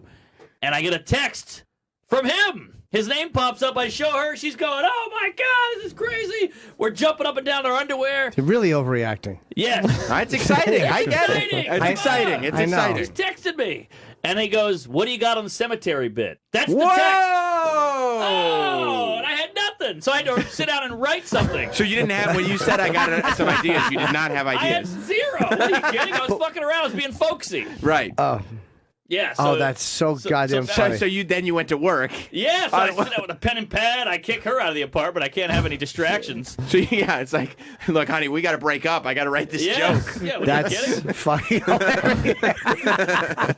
And I came up with something I thought was okay because the time is crunching here. You can't just wait a day. You got to give it now. because then he's going to realize you didn't have anything. You just wrote that just now. So But then that could be impressive, though. You seem like a guy that's not near his phone a lot. That's true. You're not Like, available. yeah, I'm unavailable. I'm It's busy. amazing. This is no Neil Brennan quote, but it's amazing how similar when you want someone that you admire, you want to be friends with. It's similar to trying to fuck. It is. Yeah, oh, yeah. You're like, It I'll is. say something as I'm walking away, and then I'll Yes. hopefully play it cool. Yeah. Well, Play that's what it I was just cool. thinking. Like with you being so public about your adoration for this man. Adoration? Adoration. Adoration. It's Ad- one word. You put Isn't it- adoration. isn't You it don't. There's no, admiration? there's no No. dashes in that word. Adoration I is don't when know you that word. adore. Adoration is a Oh. word. Yes. I don't know yes. that word. Yes. That's right. Yeah, Yes. yeah. He doesn't admire Seinfeld. He adores Aha. Jerry Maybe a little Seinfeld. Adoration. And yeah, sure, Adoration, there's yeah. admiration there as well. I don't know what the tech is. It an adjective, whatever it is, but yes, there's adore and adoration. This was We'll get- all worth the trip for me. We'll get Michelle Pfeiffer in here to teach us all. She will. And throw us candy bars. Throw us candy bars when we get it right. Elvira! Wait, is that Dangerous Minds? Yeah. Oh, nice. Really But- inspirational. Yeah, that was the first. Was that the first black No. No. classroom with a It white was teacher? Lean on me. No, Yeah. that was reversed. There What was was a the bunch one? of those. It was Joe Brown. There was a bunch of the Joe Clark. There was a bunch of we were talking about this for an hour before. Oh, sorry. No, that's shit. right. But, Damn it. but Roger listen. Ebert pointed out a bunch of movies before it that were better. Ah, Yeah, But they had Coolio. Exactly. exactly. The question though is he aware? Because obviously, if you know his dad's name, you're not playing it cool. You know what I mean? You're being kind of public. You Yeah. also have that Seinfeld thing, I think, where you're not that good at not showing how you right, feel. Right. Yeah. You know what I mean? I thought that sentence was going to end With yeah, I know. I thought it was gonna be with comedy. I thought they were not that good. So wait, Not a fan of either of your but he stand-ups. also, I gotta- Jerry is also has the show is so big. He knows people are aware of him. Like he's not fake humble. Like gee, how do you, like Yes, he's probably not yes. that surprised. Yeah, you're aware of the show and you Yeah, know but- stuff I've done. Right. you Like know. when you're trying to pick up the supermodel, aren't you supposed to be the one guy who's not impressed by her? Not even being impressed, but being aware of something. And I don't think he's crazy freaked out if a young comic. I think as a guy like that, a young comic who you like if he's a fan back because he's a fan of yours too. Yeah, well, I spun the whole thing as I'm just a huge comedy nerd because I was like, I know everything about Carlin, Gotcha. Pryor, Sure. Robert Klein. Smart. But he's so obsessed. He's so, like, I'm obsessed, but he's obsessed. He's like, Klein is my favorite. He's playing on Long Island next week. I would go if I wasn't working. I'm like, wow, you would actually go to see Robert Klein. Yeah, Don't you like Robert Klein? Not anymore. Oh, he's great. Come on. Yeah, Don't tell Jerry. he's really great. Did you tell I think Jerry he's a you? little out to lunch. I mean, yeah, he's been around for. Do you ever see his old stuff, like from the fucking? He's still funny, but do you ever watch his old shit from like the Tonight 80s? Show? No, from like Robert Klein live in Yale. No. That changed my life. That special. That's one of my favorites. Robert Klein at Yale. That Pryor live in concert, and maybe Carlin, You Are All Disease. I think Yeah. are my three favorite Whoa, stand-up specials. I didn't know. Maybe I'll give it a watch. Yeah, Robert Klein at Yale. All right. Did you tell Jerry that you think that Robert Klein's a little out to lunch these days? No, I was like, maybe I'll go. Because I thought he might be going, you know? So we chatted up. We do this whole who's better, Carlin or Pryor thing. The whole thing, we text for an hour. I can show you the thread. It just keeps going. I'm sending him YouTube clips. He wouldn't like that. Yeah. He loved it. No, he wouldn't wouldn't want like you you to show showing us it. all the text. No, Like, why would you show us the thread? We'll put him on Twitter. Yeah. And we just went back and forth, and I showed him a photo. I have a photo on my wall of me and Carlin, like, arm in arm. And I was like, how about this? He goes, that's wonderful. That's what he said. So he's like, you're just as obsessed as I am, and I think it made him feel better. Right. Now, are you actively trying to figure out ways to further this relationship? Yes. Or you are? Of course. Yeah. Are you kidding? So, obviously, I've taken time off my act and just been working on the cemetery bit full time. And I sent him a few things, and one was, you could tell he was like, ugh. He was Which nice one? about it. What? I get it's too much to break down. Okay. But we're in this cemetery bubble of material, so I just wrote this one thing, and he was like, "Yeah, it's something," and that was soul crushing. And then it caused me to double down, you know. I'm like the guy in the basement with, you know, the girlfriend's like, come upstairs. I'm like, shut up, slam the door, close it, you know. And I came up with something. He's like, this is very good. So that was Nice. you. I did like a big, like, air punch in my apartment alone Yeah. when I got What that did you one. say? Something clever at the end? Like it's a grave situation. That's not bad. That's very clever. So he goes, we should get lunch and hash all this out. Oh my God! I know, but that was weeks ago. And so I'm telling, you know, List about it on my podcast. I got all these messages that Jerry's story was inspiring, that was unbelievable, and we never got the lunch. But I was picturing we're going horseback riding, and He's we're busy, holding. too. He's a busy guy, yeah. So how do you reach back out and maybe remind him of the lunch thing? Have you been thinking? You've been thinking about it. I've been using the cemetery, but it's fizzling out now. Oh, yeah, I the mean, cemetery. Yeah, exactly. Still hashing this out? Yeah. Well, I'm just trying to throw a reel out there. I'm trying to get something going. He fucking shoots a Netflix special. He's done, but I can fix the bit. It's like I filmed it. It's done. Let's go. It feels like a woman when you like see a movie and you keep Yes. referencing the one movie you saw. You're like, scent of a woman. Remember? Yeah, your inside joke that she's like, okay, we've really, it's the well is run dry on Yeah. this one. Yeah. I went with scent of a woman, by the way. That's okay. That's a great. I just saw it recently. Holds up. Yeah? Batman. Oh God, he's right. Wasn't that the first movie where Pacino started doing screaming Pacino? No, that was Sea of Love, I think. Oh. If I remember right, Sea of Love was the first one that I noticed because that was like '83, I think. Okay. With the voice changed. I see. Or no, maybe it was a little later than that. But I think it was Sea of Love. Hooah! So I at one point, this is very unlike me, but I got just a fire up my ass, and I was just fuck it, and I just wrote, "Hey Jer." I don't know where this came from. You said, "Hey Jer." Yeah, I said, "Hey Jer, I'm jonesing for that hang. Let's talk some shop." I don't know where it came out of the Good for depths you. of my asshole. Good for you. Yeah. You wanted to make it happen. And I was in the Buffalo airport. I remember I just pushed send. I was alone. I was on the road. Good for you. Sad. And I go, fuck it. Who is he? Who am I? Fuck it. We're You're all friends. people. You're friends Yeah. now. I think that's actually smart because Yeah. he said, "Let's hang. Take my Yes. number. I want to hang." That's fine. You got to be yourself. But hey, Jer, I'm jonesing for that hang. yeah, Joneson's tough. Troy? That's bad. Jones was good. No, Joneson's no good. Yeah. It's insensitive towards heroin addicts. I feel like that's the main Yeah, problem. That's a good point. I would Yeah. never want to get a text from a comic that said, I'm jonesing for that hang. No. Yeah, now that No? you say it out of your mouth. It's. Oof. Damn. So what did he respond with? He goes, he wrote something back. He wrote back like in 10 minutes. Which Okay. was pretty good. He wrote back like, oh, yeah, okay, let's do it. I'll set something up. There you go. Ooh. And then nothing. You gotta let it go. You should. I'll let it go. Write something else too. Like, man, I'm standing here. I feel like Elaine dancing.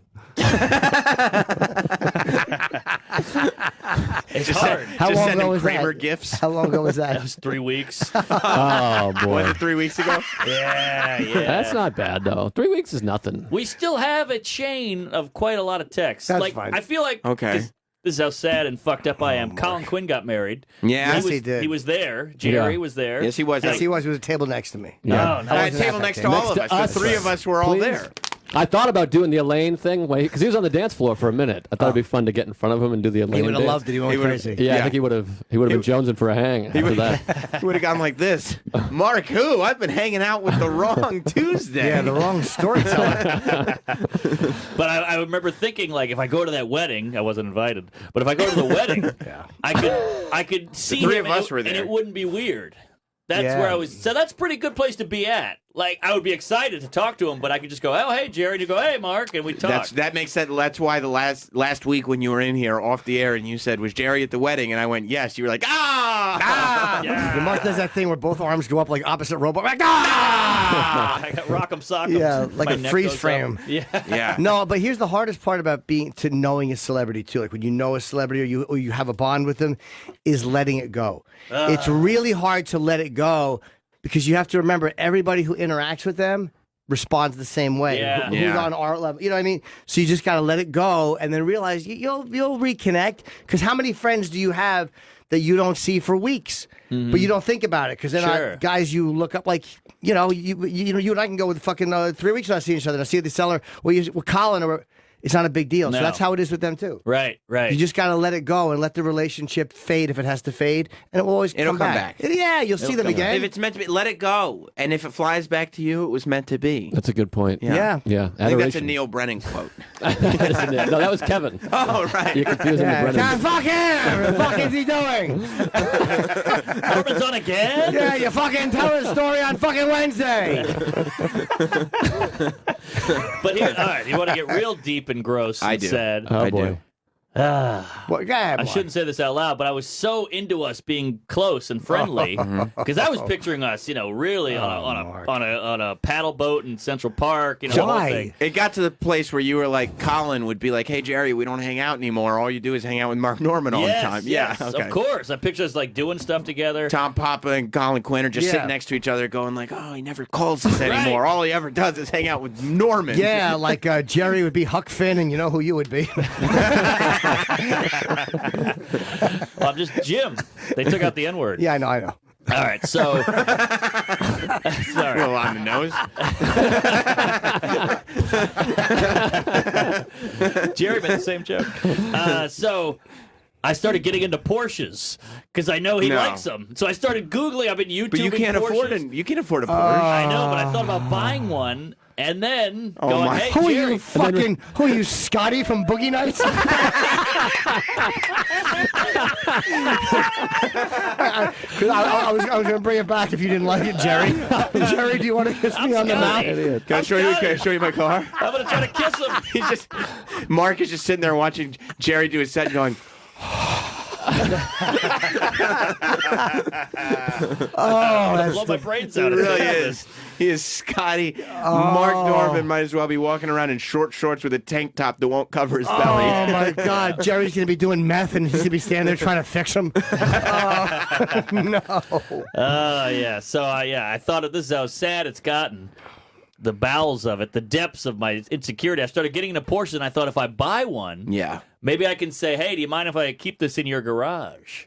Because he's got a garage. That's not invasive at all. He doesn't want to have lunch with you, and you think he wants your fucking Porsche in his garage? When was this Gotham thing? When did that happen? About a month ago. So over the course of 30 days, yeah, you think you're sharing a garage now and buying a car? Well, if I go, hey, I like Porsches, I say it casually, he'll go, this guy's obsessed with comedy and Porsche, my two favorite things. Yeah, but why would you want to buy a Porsche? He has a bunch of old ones. What do you think? Some guy with a fucking new low-level Porsche is going to impress him? Don't you think it's not about that's not why he likes you. Don't you think Jerry would look at you and go like, he obviously is not in Porsche world yet. He's just money-wise. Yeah, he's just doing this. He likes you as a comic, not as a fucking financial entity. He doesn't give a shit if you drive a Porsche. That would push us into actual friendship. Plus, no, it wouldn't. I love it. Like, it's like I know what your interests are because I also watch comedians in cars getting coffee. Yes. You know, but it's not like you've done any deep. Yeah, I research. understand That's the though, thing that everybody. Because when I met Louis, I started jerking off in front of everybody. I was like, I gotta get in. Yeah, so that was that. But I'm just saying that's how low. Do you think you're gonna buy the Porsche? I can't afford a That's Porsche. awful. Don't even. It's so crazy. That's not what he likes about you. I realize this. I'm just It's so funny. But we all have moments, Yes. right? Like Yes, those your moment. Like That's Jim, awful. you got when you started to connect with Ozzy. I'm sure that you had you're trying to figure out how to change. Now it's a little more comfortable. And now it's not even very He still comfortable. doesn't really respond to my texts. You're nibbling on a bat. Hey, I didn't hear you come in. What are you doing here? Also, I think the no Porsche is good because then you're like, I don't know anything about Porsches. Then he can tell you about Porsches. Hey, I'm That's thinking even about buying a better. Porsche. Yes. Could you which ones do you like? No, you go. What's with the Porsches? I think it's good to disagree because then they see that you're your own person. But it's so much fun. But it's so funny how people think, like, I have a Porsche, park it in your garage. What an obnoxious thing to ask. Well, the garages are so expensive in New York. I understand. Right. Maybe since we've been friends for the last month. Yeah, since we talked comedy a couple times, we both agree that Robert Klein's a comedian. Can I borrow your shit and park my car? Yeah. But don't hey, you think- we all know, all of us Porsche owners, we all know how expensive garages are. But don't you think if I go, I got this Porsche, I got nowhere to park it, I'm getting drained on these garages. Don't you think you'd go, oh, I got a garage? No, I think he would realize I can't. This person's mentally ill. Yeah. You know what would help you? He'd probably say, you know what would help you have a little bit more money for the garage is if you didn't have all those Porsche payments to make. Right. You know? Right. People You who can almost afford a bought- Porsche can usually also afford the parking space. Even if Right. you are good friends, okay. Even if you do become good friends, it doesn't. It's still. It's just. He's a comic you hang out with. It's not going to make your life different. Like, Yeah. I know what you mean. I've been obsessed in my life, but it's like when it doesn't change like you think it's going to change. But in the you begin- just know the person better, and you walk away and go, "Wow, it was a nice conversation." But you'll have Right. those anyway. You didn't have any of those moments in the beginning when you first got Ozzy's number. Of course you have Of moments. course I did. That's what of course I understand it, but I always knew not to be fucking. Because I met him differently. It was through interviews and stuff. It was a different way of meeting. So there was always a reason to be there. Uh-huh. I didn't have his number at first. Sharon gave me his number. Wow. I'm like, I want to ask so him you something. never had the moment where he... Well, no, I said to her, I wanted to ask him something, and she said, "Oh, just text him." And I'm like, "But I don't have his number." She goes, "Here." And I'm like, "Nah, I'd rather get it from him." She goes, "Just text him." And she fucking snapped at me, and I texted him. And what was the question? Do you remember? I honestly don't remember. Do you remember if he got back to you? No, I think the first text I sent him. I got some on that cemetery song.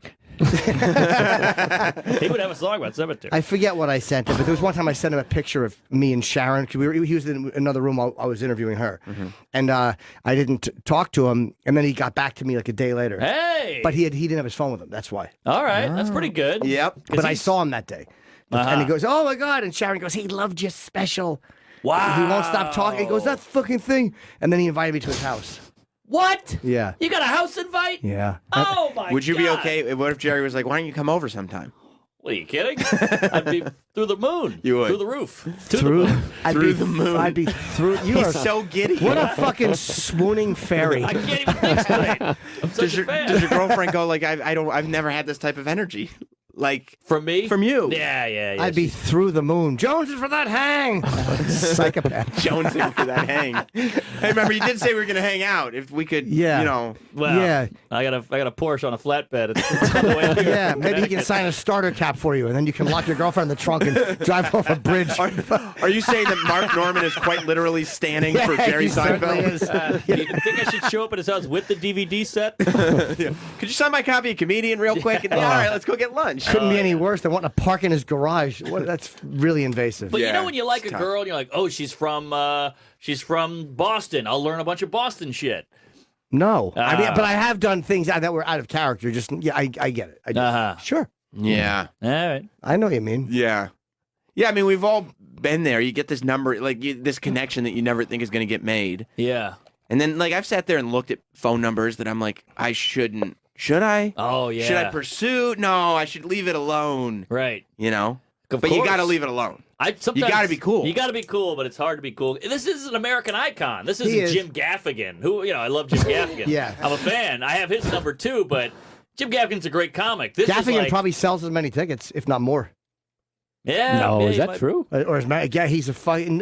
He's quietly one of the huge. biggest draws in the country. Wow. Huge. But Seinfeld is But Seinfeld. Jim is that. accessible because he's your friend. Yeah. Well, so And when a guy's Seinfeld's your, an icon. Seinfeld's an icon. Yeah, when a guy's your friend, but he is just a comic. Like with comics, it's always a little easier because Totally. it's like they get it, and you don't have to bond on something. You both understand that sometimes the audience are cunts. There's Yeah. the little things that you get. Yes, Seinfeld once said, you meet a comic, you immediately have 10,000 things in common.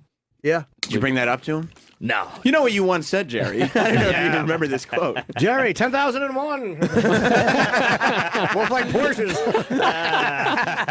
If I'm in the garage. That would be 10,000. Paul in New Jersey is a great question. Yeah, I was about to... Oh, no. No, but yeah, Paul is actually pretty smart. And Mark, this will help. Paul? Hey guys, what's going on? What's up, Hey, bud? buddy. Hey, Mark, in order to really get yourself in with Joey, why don't you ask him to co-sign for your Porsche? That's actually pretty smart. Ask him to Oh, that's not co-sign. bad. I'll ask for money. Good idea. Yeah, I think that's the way to do it. I'm still laughing at you'll be nibbling on a bat. A lot of people don't realize how good this is, Oz. By the way, I've been eating this since before. It's had nothing to do with. Yeah. April in Virginia. What's up, April? Yeah, if he calls the car a Porsche to Jerry, he's going to get laughed out of the off of friendship because it's Porsche. Porsche. You're right. Porsche. Right. She's right. Yeah. April's correct. Oh, I see. It's a good note. Yes, you have to sound like you're on the inside. Right. How about Tim on Long Island? Mark, listen, this is crucial. Dump the girlfriend because Colin just got married. Jerry needs a new best friend. Aha! These phones sound weird. But by the way, that's Jerry not bad. Jerry is also married. So now I hate to break it to you, he loves Colin. They're going to be even closer because they're both married. Right. And they got the wives. You Does know. Jerry like doing married guy stuff, or does he like? Oh yeah. Oh, okay. But well, just then the you're idea screwed. that he's, Colin is his married friend now. And Now, have you thought about in the relation? Are you in your relationship now or no? Yeah. You are. Yeah. Have you thought about? Okay, I need to stay in this or I need to not be in this based on the Jerry relationship. Does it prosper further if I have a +1? Is this going to be a double date scenario or is this Right. going to be a single guy who's there for you scenario? I think double date is big. Yes. Yes. That's good. Because that's real life. yeah, but And now that's you not have your escape. girlfriend has to be on her best behavior too, though. So do you need that? Like everything she says, you're like, ugh. Oh, I'll coach her up. But don't think I haven't thought about this. I think she would get along with Jess Seinfeld. They have a lot in common. And we've actually reviewed this and had mock conversations in case she This meets is her. No, you scary. haven't. Oh, yeah. But what do you mean mock conversation? You know, I pretend to be Jess and I go, all right, what would you say if I said this and that? Telling you, this has gone deep. It's really, really scary. Oh, yeah. Yeah. We have pillows with a little Jerry head on it and a little Jess head on another pillow. You think there have been real fake Mrs. Seinfeld, Mrs. Norman conversations? I do too. It's literally, it's like the fucking coaching. You ever see the Phil Spector movie when they're coaching him how to talk? When a lawyer coaches you how to answer certain questions. Speaking of Al Pacino. Yeah. Oh, yeah. Wow.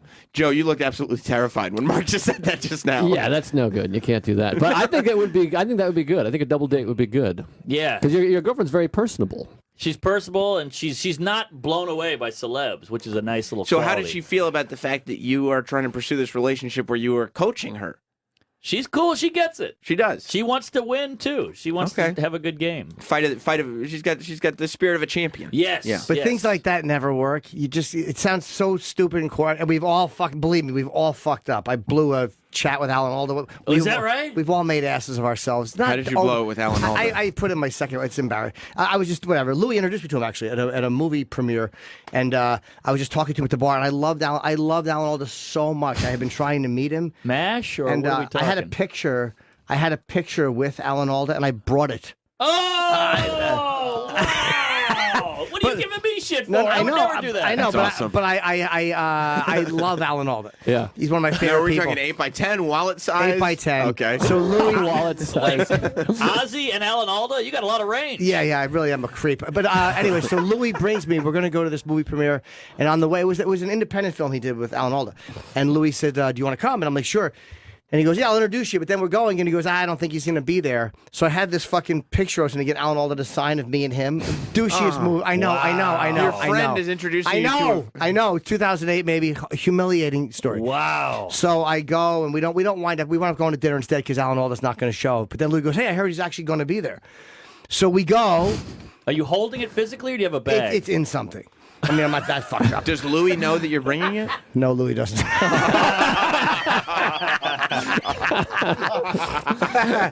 But he introduces me to Alan Alda, and we talk for a while, and we're actually having a real conversation. I'm just talking about how influential MASH was, and the language that they got away with, and the subject matter, and the comedy, and blah blah. And he was really engaged. Yeah, he was. But then there was that one moment, and I don't even remember what it was, but I said something a little too passionately, and I could see that he realized, oh, yeah. He's a fan. Like, he knows you're a fan, but when you reveal that you're a fan, right, it turns them off. Totally. And so that was that blew it immediately. And then I saw he starts talking to somebody else. I forget how I asked him to sign the picture. I might have even asked him first, but he did sign it. Yeah. But it could be as easy as going responding Awful. in the affirmative Awful. way too. Yes. Oh, right. Whoa, we're not talking. Yeah. We're just having a conversation. And it was a baby. Oh my God. Okay. So here's the question: would you rather have this shitty, awkward moment and the signed pic, or a great night and no pic? Well, I'd already taken the picture. So yeah, I would rather have a great night and then see the person again and not feel like I was a douche. Right. Right. But So again, you'd rather have the relationship than the autograph. Oh yeah, of course. I mean, What if it was not a relationship? You just had an evening where you spent some quality time together. You're never going to see him again. Oh, then the signature. Because there's always something, like, you don't mean it in the moment, but a lot of times something really funny comes out of it, like when you realize what an asshole you were. Yeah. You're like, I was such a fucking stupid ass. You can at least make fun of it. Jim's had a bunch of. I remember a Nicolas Cage story. Didn't you completely embarrass yourself in front of Nicolas Cage? Just on a plane. What did you do with Nick? I sat next to him on a flight. Here's what's great about Jim is that, like, for Mark, it's his idol and somebody that he's kind of had celebrity worship for forever. For Norton, it's just anyone who's ever been in a movie. I was on a fucking New York to LA flight, and I was in first, and the seat next to me was open until right before the door closed, which a lot of times means it's a celebrity because they don't want people seeing them when they get on. Right. And so it's Nicolas Cage, and he gets on, and he sits next to me, and it's it's him. That's a big one. It's a big one. And but I don't say anything until we're like taxiing down the runway, like almost 15 minutes later. I tried talking to him, and I'm like, how you doing, Nick? And he went, huh? And I was like, oh. I can see that, huh? Too. And I tried bringing up, like, I was talking to him on the flight, trying to, like, you had a lighting question about your special. question about my special. Stop trying to be industry. I You gotta know. let them know you're in the business. Exactly. Like, Nothing. I'm not a fan. I'm a peer. Nothing. And then when we landed in LA, I said nothing else to him after that. I was humiliated. That's a long 6 Oh, hours. it was fucking terrible. Hey, lucky we're not on Con Air. Am I right, Nick? When we, so we landed, and then as we're taxiing to the gate, I'm like, can we take a picture together? And he goes, I'd rather not. And he goes, but I'll sign something for you. Okay, you pull your That's tits nice. So humiliating. So I handed him the menu. The menu. I didn't have anything. Hilarious. I haven't got an autograph in a long time. Just so I can remember the day we were on the plane together. You know, Yeah. funny story about that menu. And he signed it. It was nice flying with you, like literally, like I was a child. It was so disgusting. Little wings on you. It was so disgusting. I'd rather not, he said. All my fault. Don't worry, I'll be gone in 60 seconds. I got it. One time I was on a flight and John Gruden, the football coach, was on there. For who? Who's he coach? He now he coaches the Raiders, I Okay. think. But he was like did Monday Night. He coaches the Bucks, and then he was on Monday Night Football. But he was in first class, and I knew I watched him get on first, and I had the Sports Illustrated. It was right after Junior Seau killed himself, and he was on the cover.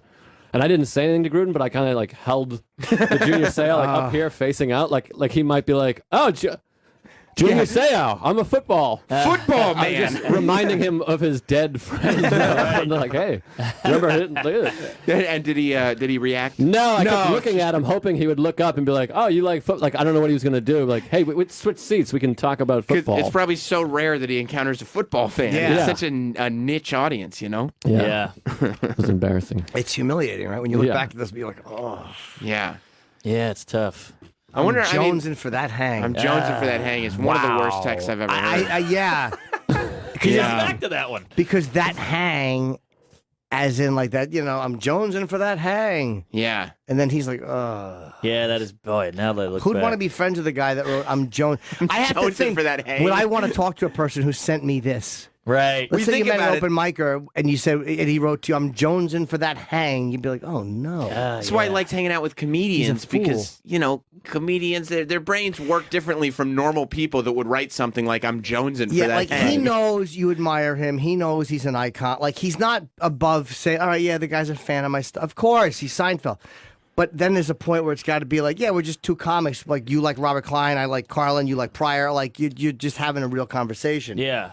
Well, I think jonesing for that hang might be worse than, hey, Nick, you ever notice when, like, you're lighting a set that... Jonesing for that hang is worse than anything I've ever done in my life. Oh, you brought a photo. Exactly. And Yeah. I should be executed for that. All right. Yeah. Yeah, there are memories that Jim is trying to erase out of his Yeah. head that he only remembers parts of that are actually better than... Because bringing that photo, I acknowledge to myself, this is a one and done.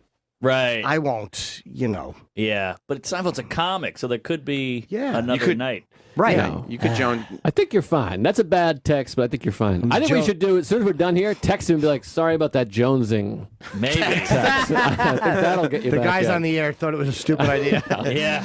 We just talked about you for an hour and a half, and we decided that was a stupid text. Yeah. I did a Horace and Pete with Louie. Yes. And Alan Alda was the bartender. Oh, that's right. And I was a bar drunk. Yeah. And he called me a cocksucking faggot. Really? Offset. Yeah, exactly. You used your proper name. But it was fun. I'm like, wow, I'm getting yelled at by Alan Alda. It was a great little moment. Yeah.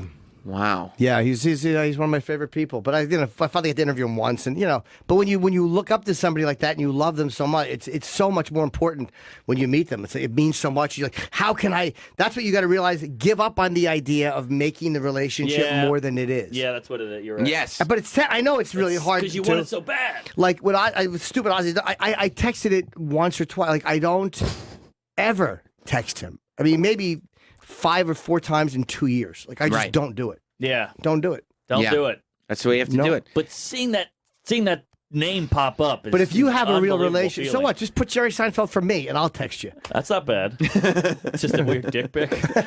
Why is he sending me this tranny?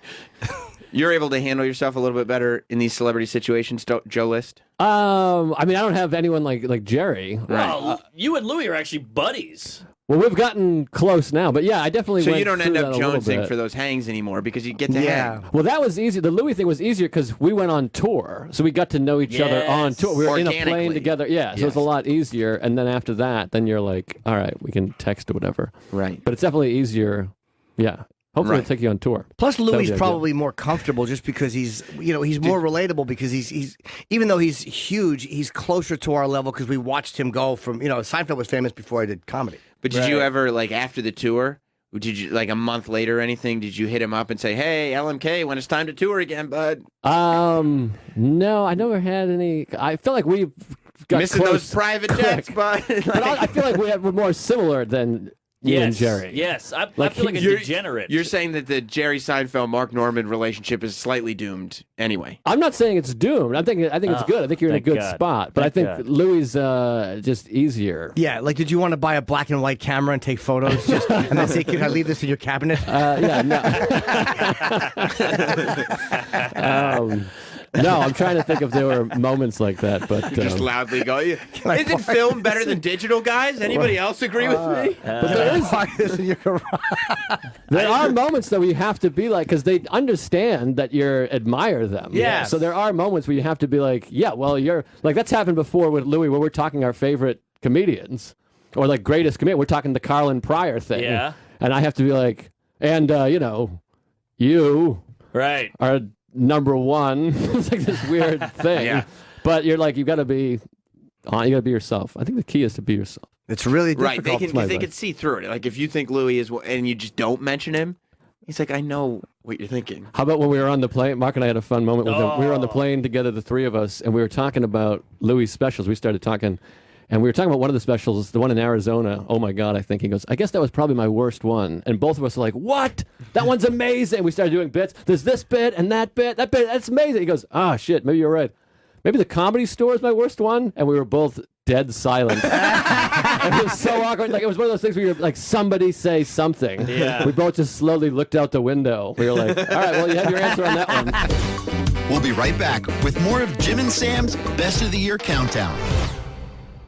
We are Ron and Gail Bennington, the only father-daughter radio show in the history of radio. Bennington airs weekdays at 2 p.m. East, SiriusXM Faction Talk 103.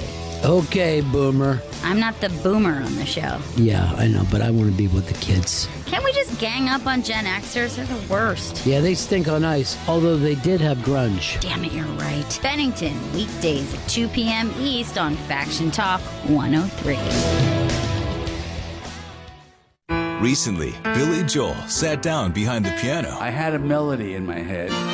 And wowed a small crowd of Sirius XM listeners with songs and stories from his incredible life in music. What is the most favorite decade of your career? This one. Hear encores of this exclusive evening with Billy, along with the rest of his music, rarities, and all new specials when the Billy Joel channel returns to Sirius XM for a limited time starting Thursday at 12 p.m. Eastern, 9 a.m. Pacific. Here the Red Box Bowl, and off we go. Bowl games are made for big moments. Incredible! And when two teams are both looking to end bowl droughts. What a stick!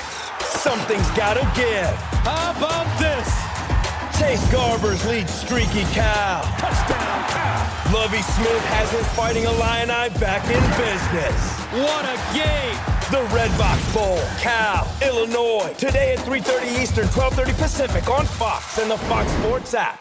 1 in 3 adults has prediabetes. 1 in 3. That means it could be you, your football buddy, your football buddy, or you, your best man, your worst man, you, your dog walker, your cat jogger.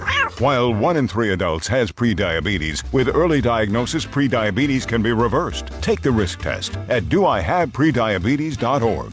Brought to you by the Ad Council and its prediabetes awareness partners. Attention business owners. Did you know all business growth can be distilled into 19 different methods or pathways? From the traditional of direct sales TV and radio to newer methods like pay-per-click and influencer marketing. The SBA reports that 80% of businesses fail without trying even 2 of the 19 ways to grow. Harvard shared recently that the fastest of all 19 growth techniques and the only one delivering radical growth results is the growth method of collaboration. Does your business need to grow immediately? Do you need more sales, more customers, and more revenue?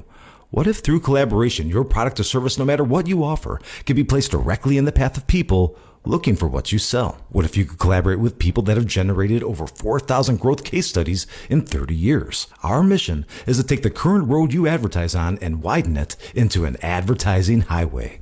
Our strengths and assets become your strengths and assets. That's radical growth. If your business needs to grow immediately, find us at 19waystogrow.com. That's 19waystogrow.com. For years, you've been thinking about LASIK. You've been talking about LASIK. So now, it's finally time to get LASIK. Right now, LASIK Plus is offering LASIK starting at just $250 per eye. If you're nearsighted, farsighted, or even if you have an astigmatism, LASIK Plus can help fix your vision, starting at just $250 per eye. Our best price ever. So get rid of the daily hassles of contacts and glasses and enjoy the newfound freedom of LASIK from LASIK Plus. Call 844-343-2020 or visit LASIK250.com today and schedule your free LASIK exam. The LASIK Plus doctors are among the area's most experienced LASIK surgeons. So take advantage of this amazing LASIK Plus price today. Call 844-343-2020 or visit LASIK250.com. Results may vary. Restrictions apply. See details at LASIK250.com.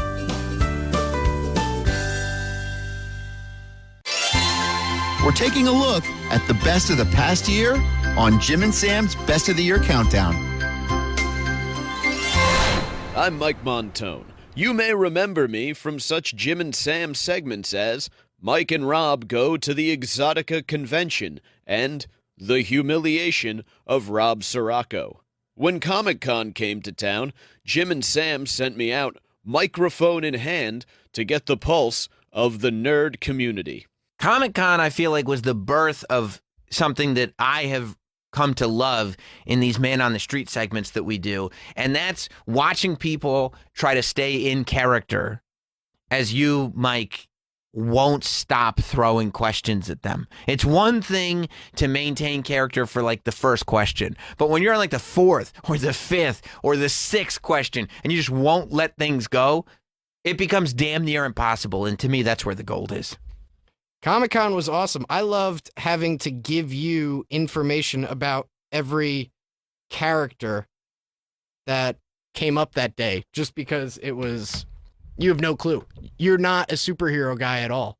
And the fact that you're just like, I know Batman, Superman, and Spider-Man, and that's it, was so funny. While a life spent pursuing things like sports and physical fitness made me an outsider at Comic-Con, I had a job to do nonetheless. With that sense of duty in mind, I hit the Javits Center to grill the universe's superheroes and supervillains on the most pressing issues of the day. You can hear their answers now on the Best of Jim and Sam 2019. Jim Norton and Sam Roberts, Best of the Year. Number 12. I love that Scorsese came out and he said that Marvel is not cinema. It's just something else. It's like he said the Marvel Cinematic Universe is like a theme park. Yeah. It's not cinema. Yeah. And you know what? He's 100% right. Yeah. You know, like people are like upset about it, but he's, of course. It's Martin Scorsese. What do you expect him to say? Just what did Robert Downey say? What's Robert Jr.? I don't think he really said. He just said, like, yeah, everybody's entitled to their opinion type of That thing. was pretty much what he said. But I mean, because he knows it's true. And he said it's Martin Scorsese. Like, he's made masterpieces before, so it doesn't. Right. Like, and the Marvel Cinematic Universe is, you know, it's what it is. It's awesome. Yeah, it is different. I mean, it's not supposed to be like what Raging Bull or Goodfellas is. I mean, at the same time, they have been now nominating Marvel movies for Best Picture. I mean, have you seen Black Panther? Amazing. I don't know if it's a Best Picture. Yeah, it's not a Best Picture. Endgame? Endgame is better than Black Panther. Ant-Man? No. What? What are you talking about? They're awesome. No, they're not. It's all the same movie. It's like one story that you could tell in 90 minutes, but you have to tell over 200 movies. It's a cash grab. It's a total cash grab. It's not different stories. Totally different stories. What are you talking about? It's the superhero, then they find their powers, then they go through a period of time where they don't think they're good enough, and then they come around to beat the bad guy in the third act. Sounds like wrestling. I mean, you sign me up and put me in an Iron Man hat, I'll take the money. Well, if an Iron Man hat. Guy who has nothing to add. If Martin Scorsese said WWE is not cinema, I don't think I would object. No, but what if he said it's not sports? I would not object to that either. Sports entertainment. Exactly. Yeah, I mean, it is the same argument. People who say that's wrestling right. is not a sport, it's not. People who say Marvel is not cinema, it's not. However, what wrestlers do is just as hard on your body as the other athletes do. So Absolutely. it's almost like what actors in these movies have to do is no different. But they're still acting, but that doesn't mean, you know. It depends. I guess it would depend on how you defined sport. Would I say wrestlers are not athletic? No, that's ridiculous. For me, sport Okay. is competitive. That's it. I ran out of steam. No, it's a good observation. Ran out of steam. It's pretty good Had stuff. Nothing. This Downey thing, though, is what's fucking annoying about digital media. Like, having worked in it for 7 years, this is exactly what happens in newsrooms, is they just sit around looking for quotes, tweets, any little snippet, and they're so hungry for clicks that they turn it into a fucking article. It is horrible. And there's really nothing. Downey didn't. Was that on Stern? He said that. I'm gonna guess it was. The headset looks good. That little teeny headset looks really good. But it didn't. That sounded like a. He just like, it doesn't offend me. Yeah, but I don't think that's because digital. I mean, I think anytime if a movie star as big as Robert Downey Jr. said anything about what Scorsese said, they would put it in gossip columns. They would make You a story consider out of him it. a movie star? Robert Downey Jr.? Yeah.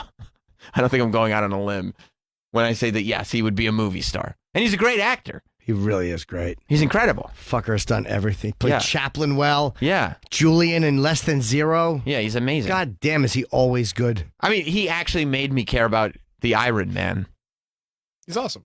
you know? What else has he done besides those? Well, that's why Tropic Thunder. Yeah, he was great in Tropic Thunder. But that's one of the reasons, too, I get annoyed at Marvel. It's like, why would you take Robert Downey? Like, they've had him for 10 years now. He just has no time to do anything except Marvel movies. And you go, enough. I'd like to see him get to do something. Yeah, he is a fucking. Oh yeah, Sherlock Holmes. He's probably just bored doing them, and wants to do other. Let me see. Go slow there. Yeah, he's done a lot of other stuff, of course, but he's just probably bored doing the same shit. Just playing Iron Man over and over Yeah. again. Zodiac, he was good in. I didn't see Zodiac. It was really good. I liked it a lot. But I'm sure the folks at Comic-Con would not at all appreciate Scorsese's remarks. Would Comic-Con let Downey Jr. be on a panel? You know, it would probably depend on timing. Yeah. It'd probably all depend on who's booked in Does the room. anybody learn anything from those fucking panels? Yeah, they learn the same things that you can learn on YouTube right after the panel. Yeah, it doesn't seem like they tell you much. No. Hey, it was a good movie. But alone. You want to see them talking about it. No, I don't. You want to see them. No, I don't. Maybe jump up for a Q&A. No, I don't.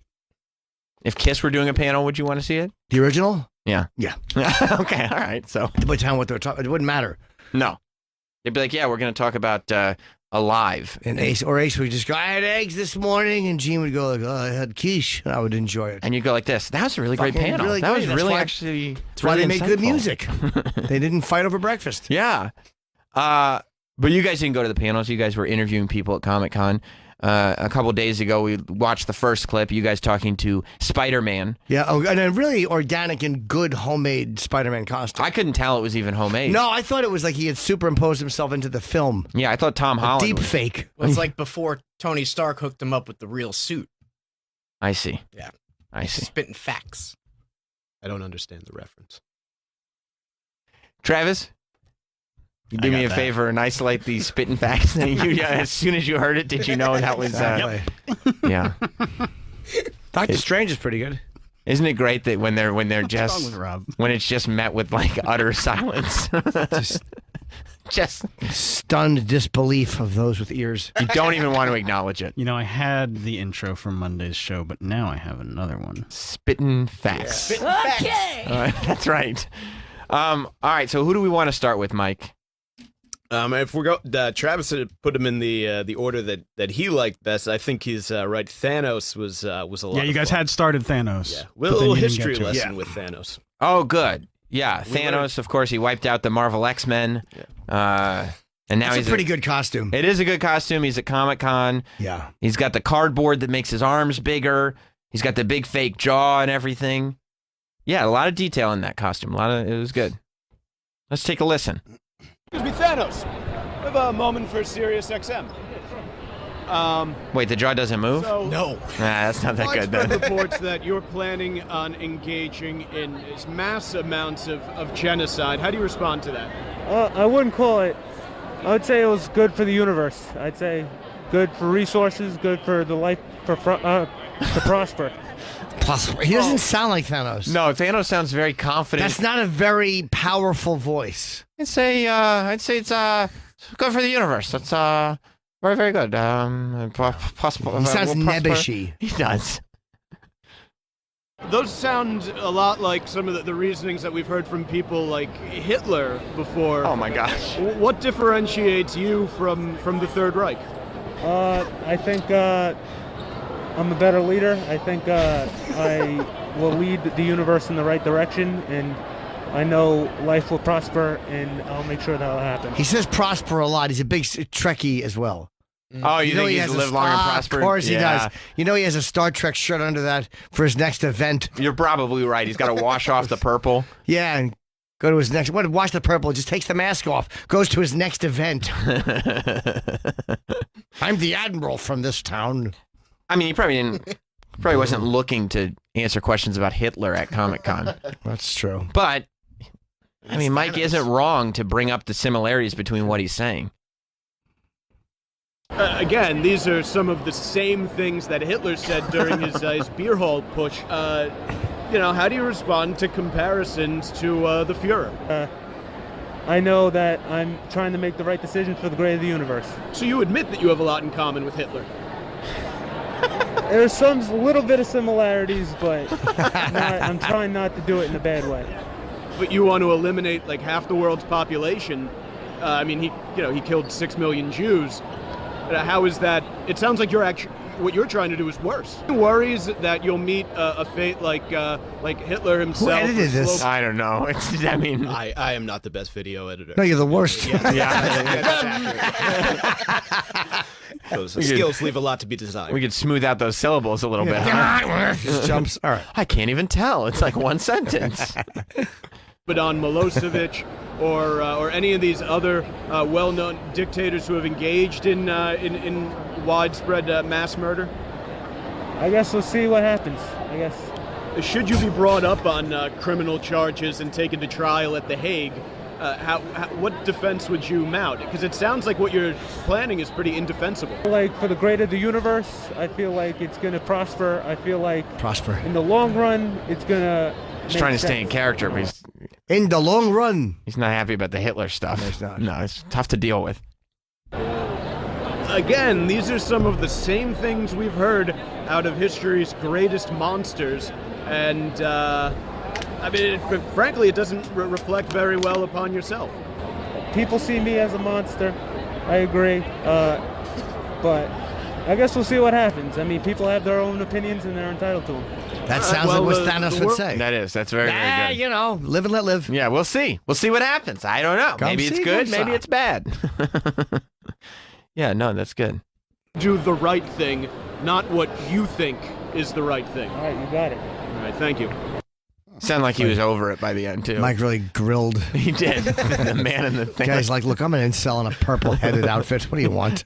Yeah, I do like that Mike is like really like, no, you have to answer to this. He's like, I'm just trying to get a poster. I'm trying to get an exclusive poster at booth 894. Yes. Like, I don't need to deal with this right now. Mike should probably have to answer for his video editing, though. How much? Yes, he should. How much smaller is this than San Diego? Well, it's like, it's just not as sprawling as San Diego. But are there as many people here or no? No, because there's not enough room. You know what I mean? Like, is this half the size of San Diego or a quarter? I don't just all together. Yeah, San Diego's quite a bit bigger. It is because San Diego has all those halls. That's right. They have that giant floor, and then they have all the stuff going on off campus. Is there a lot of stuff going on off? Yeah, like right off. That's where all like the hotels are. They set up all the. Although this year, I mean, there's a lot of stuff off campus here now too. Stop saying off campus because Sam said it first. I know, but stop it. Sam did it. It makes you worse to be a follower. Exactly. Yeah, I guess Chris Hardwick was in promoting that event that he did at the Madison Square Garden Theater. Yeah, they used Hammerstein. They used the theater, Madison Square Garden. What'd they do at Hammy? Panels, man. Nobody calls it that. Did people go? No, it was empty. Where's everybody? What panels do they do? What difference does it make? The Gimme a Break reunion. That's what I want to see. Just sitting there in Hammerstein by yourself to see the Gimme a Break reunion? Yeah, no. Terrible Comic-Con. I would. That's what it would be. Be all fucking shows from the 80s and the 70s. So you found Doctor Strange at Comic-Con as well? We did. I had no idea who he was. Rob had to fill me in on that one. He was one of the, to me, lesser known guys. I pretty much know who Batman, Superman, and Spider-Man are. Well, you're a little busy in the gym to be watching superhero movies. What are you going to, Drinking that muscle milk. Exactly. I mean, you could watch Marvel movies and drink muscle milk, but not when you're lifting. That's a lot to do at once. Yeah. How is Doctor Strange? He's an interesting cat. yeah, we learned a little bit about him. That's when you know it's too much with the Marvel movies, when Doctor Strange has his own multiple movies that are just his. Doctor Strange movie was great. I'm sure, yes, I'm sure it's fantastic. Rob and I shouldn't say Troy, you want to go check out a Doctor Strange movie? Fuck no. Yeah, I'm not seeing any of exactly. this You don't shit. want to see that? No. No. No, he's got to rewatch Bohemian Rhapsody. Will you see Doctor Strange? No. No, he makes... You're missing out. He makes... He makes what? Spirals in the air, and those are holes in time. Oh, I'll definitely want to see that. Yeah. I'm very interested in time travel. You are? Sure. Yeah. I like this one because I never would have thought to go in this direction. Okay. All right. What is Well, it, man? Oh, God. No, you go ahead. what were you going to say, Jim? I was just going to say, what was it, a man having sex with a woman? But then I'm like, he's married with a kid, and I'm a fruit. That's actually... That's a lot of thinking to happen in a very short period of time. You're very quick. Very quick. All right, let's hear from Doctor Strange. There he is. He's doing the Doctor Strange things. He's making his holes in time, but he's not going anywhere. When you do that, you kind of hold your hand like Mike, this. maybe next time, maybe let Rob do the video editing, because you keep cutting off your syllables. It's driving me nuts. Is he? A little bit. Yeah. Rob had a football game to go to on Sunday, so I had to. Oh, I hate to interrupt that. What was the game? Eagles Jets. Ah, surprised you didn't go to Penn State. Your dad wrote that letter to that player. That was Saturday. Okay. So you had to stay home and do the hard work? Yeah. While Rob went to the football game and thought about, football. Foosball. Sort of, kind of like this little pose you got going on here. Yeah. So, what would you say to allegations that when you do that, you're signaling to white supremacists? Okay. So he's doing the OK symbol. Yeah, the way that Doctor Strange makes his holes, he's doing that A-OK thing, which I guess people think is a white power symbol. I'm guessing it's the KKK, the three fingers. I think that it's like a troll. Yeah. That started, and then people started believing it, and then at some point... Oh, it's bullshit. Okay. It just starts... Well, I think at some point it starts to melt together where people who actually are white supremacists are doing it because people think it's the white supremacist logo, even though it's not, but even though they are, so then it kind of is. Well, it started as you used to just hold it down, and if someone looked, you got get to hit punch him, them. right? And then people started doing it in pictures, and then I guess like left-leaning media caught on to it and just launched it out there that it was a white supremacist thing. So the 4chan guys were like, well, it is now. Right. And then, So, and you saw Doctor Strange doing it, and you were like, you may be dog whistling. Yeah, exactly what he's See, doing. Klan thing was always, there was a way they put their hands in their pockets where the three fingers would be out of the pocket. Right. And that was like some kind of a thing that you're in the Klan. I see. So I thought it might be the three fingers. But that makes sense from what I said. I would say that He's still trying to do the character, eh? Yeah. You can rewind just a little bit, Troy, because he's still trying to stay in Doctor Strange character. Yeah. So, what would you say to allegations that when you do that, you're signaling to white supremacists? I would say that I don't know. I mean, it's Not a serious allegation. Yeah. he fell out of character. He tried to start in character. Well, I would say that. I don't know. I don't know. It's a serious allegation. Like people are made. How would you feel about people who said no one has said that? I love that these guys are just dressing up and going to Comic-Con, and Mike is comparing them to white supremacists and Hitler. Just hoping to be a girl. Mike isn't doing it. Mike is doing the That's reporter true. thing where he's not doing it. People are saying that. He's mentioning allegations. Right. This is what reporters do. They'll always go, well, how do you respond to the allegations that? What do you think about the reports that? Respond to comments. Yeah. Yeah. I don't know. No. I'm just a messenger. This guy has no idea what to say. Do you think anybody was sitting there watching this man dressed up as Doctor Strange going like, is that the white supremacist gesture?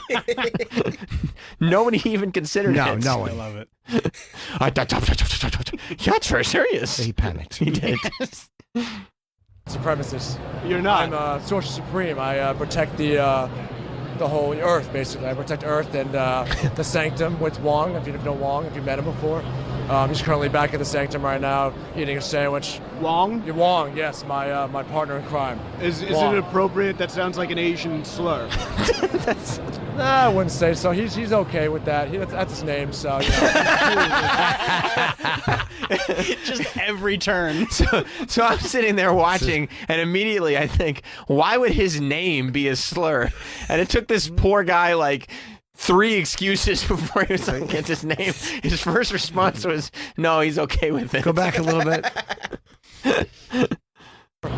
He's currently back at the Sanctum right now, eating a sandwich. Wong? Yeah, Wong, yes, my partner in crime. Is it Wong. appropriate? That sounds like an Asian slur.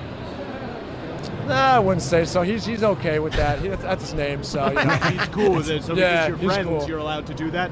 Yeah, well, you know, we make fun of each other. Even he makes fun of me. That's not very So. progressive of you, though. No. Shouldn't we expect more of our Mike, nation? it's the guy's name. Wong is his name. Why wouldn't he just sit there and look at you and go, it's his name? And We're not. he's defending it by going, oh, no, he makes fun of me. And I mean, He's just digging himself deeper. Poor guy. And I love, too, that this whole thing started with him saying he's eating a sandwich, thinking that was like a funny joke. Imagine a superhero back at the lair eating a sandwich. And instead of like giving him something on that and giving him a chuckle like, oh, Wong's eating a sandwich, you accuse him of racism. Yeah. Yeah, racism is no laughing matter. That's a great you're point, right. Mike. Very, very salient point. I'm glad that you went there. Absolutely. Well, you know, I just protect the realm, and that's about it. You know, the Sanctum. You know, as long as Thanos isn't around anymore, you know, he doesn't snap his fingers. I'm cool with that, you know. But again, you're signaling white supremacists with your hand signal there. You're Yeah. calling a guy a Wong, could be easily interpreted as an Asian slur. How do you answer that in 2019? 2019. Oh well, you know, different age, different time. You know. What? He's basically admitting to using a slur. Why would he just say that's not what I'm doing? He's saying 2019, different time, you know? Because in all of his times at Comic-Con, no asshole has ever asked him these questions before. You're saying he's not prepared to be accused of racism when No, he's because just Mike sounds serious. And he's just portraying a character accurately. Yeah. Oh, Mike. You know, many different dimensions and many different like languages and slurs. So, do you think that's an acceptable answer, though? I mean, you could use that as an excuse for anything. I mean, think of all the women who were harassed in the 70s, and people said, "Oh, it was a different time back then." That doesn't make it Wait, right. wait. Are you dragging Doctor Strange into Me Too? Yeah, you're calling him, what's his name, Dr. Matt Lauer? You're dragging this gentleman who's just dressed up as Doctor Strange into like, well, what you're doing is, you know, you're victim shaming If Me he's Too. capable of this kind of bigotry, who knows what he does to women? Oh, and, okay. That's a fair cameras. point. That actually is You a know fair what? point. Well You're thought okay. out. All right, I see. wouldn't say so. No, definitely not in the 70s. No. So, definitely not now either. So, you know, minstrel shows back in the old days. You know, you could look back and say a different time, but still not right. So. Is it okay to signal like that and to call your friend Wong? Oh well, it's a power. It's it's a move I use to fight my enemies with. You know. Again, signaling white supremacy. I mean, there are going to be white supremacists out there who see that and they say Doctor Strange is down with the white power. No, I wouldn't say so. No. I mean, you might not say so, but I think a lot of people would say that that's the message that's being put out there. No, I wouldn't say so. I disagree with that. You disagree? As Doctor Strange, you know.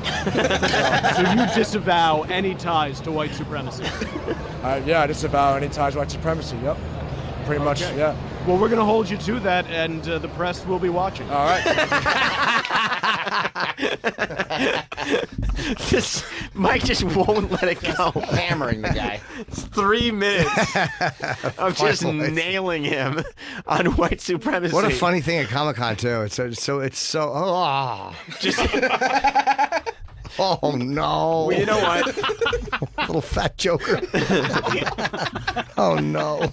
I think we should be bringing woke culture to Comic-Con. I think it's appropriate. That's a great idea. I think it's appropriate. I also like that Mike doesn't know who the superheroes are. So, like, Rob, did you just have to point out, like, that's Doctor Strange over there? I was like, that's Doctor Strange, and he's doing some white supremacy shit. And Mike was like, what? Yeah. I had to get to the bottom of this. Yep. Yeah. I cannot turn a blind eye. No, I'm glad. And Mike, you are among the wokest people I know. Yeah, definitely. Yeah. Then kudos to Mike for picking up on Wong and going with it. And just sticking with it too. Like, nope, you are not gonna. Because you also realize, like, if he had just said that's his name, it's not a slur. That's his name, it's not a slur. Where can Mike go? But when you go, no, it's okay because we're friends. He makes fun of me. Yeah. What are you doing? Do you think that guy thought about that all day? Yeah, I think he did. Like, he doesn't know exactly what that interview was for. What was that? Yeah. Plus, Rob is there videoing it. He's clearly mentally ill. And it's really weird. It's just videoing it so we can see it, so we can comment on the outfits and stuff. But theoretically, I don't know where that video is going. Mike sounds like a real reporter. The press will be watching. The press will be watching. This fucking guy. It wasn't even a friendly goodbye. Yeah.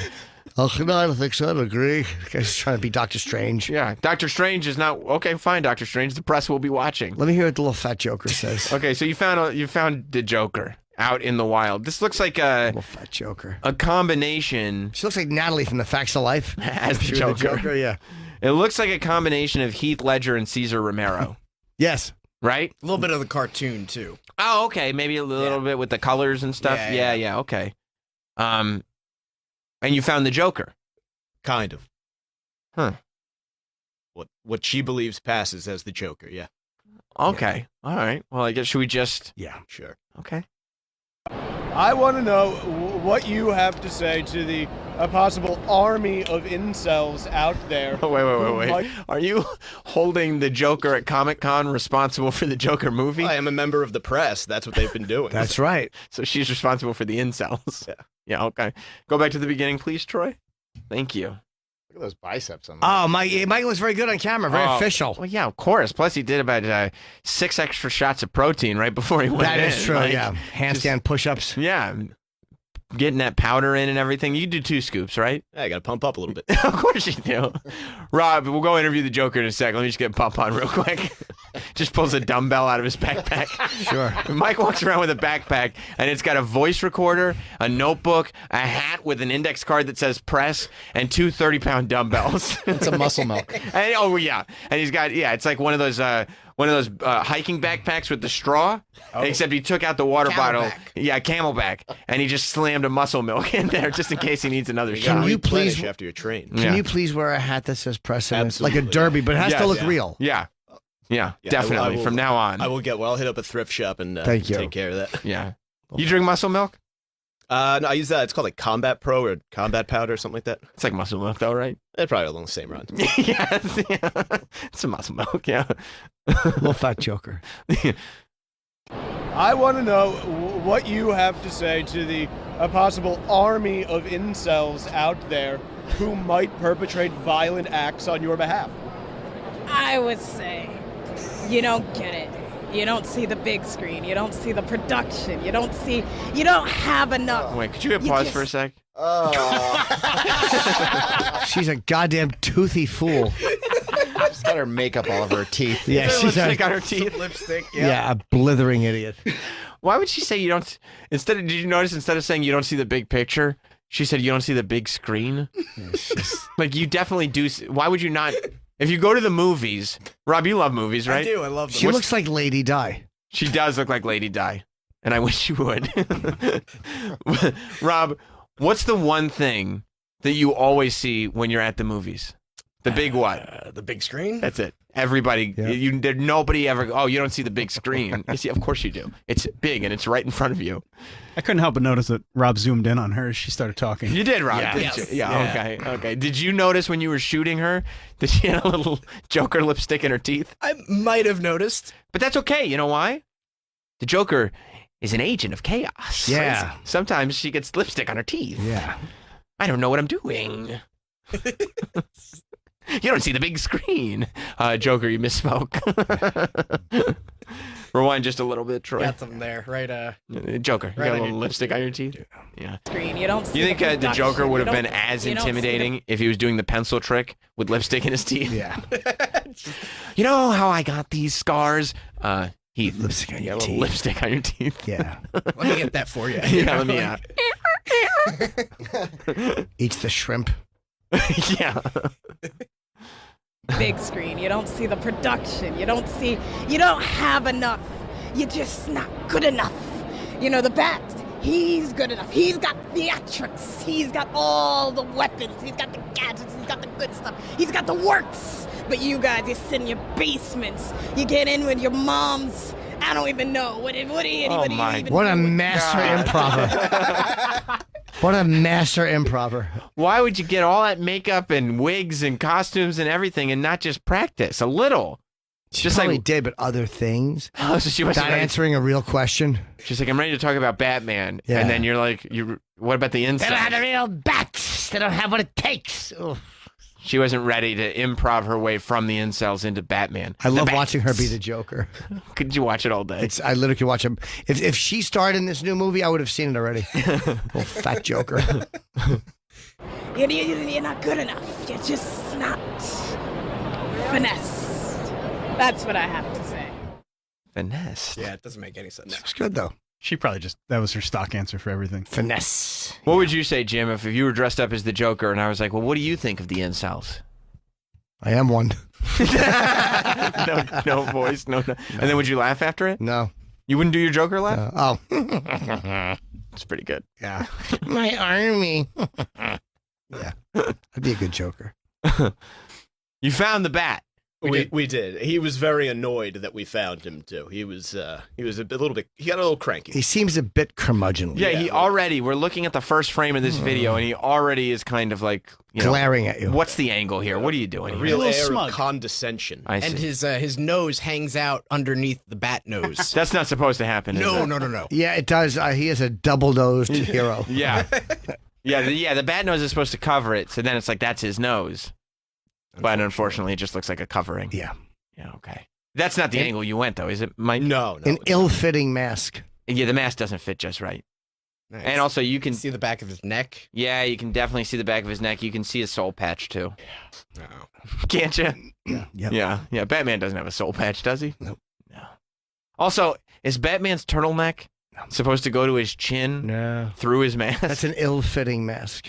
Yeah, it looks like he spent like a good amount of time on the costume and just skimped on the last details. Yep. The mask doesn't work, does And it? he has his badge. Batman wouldn't wear a badge. No.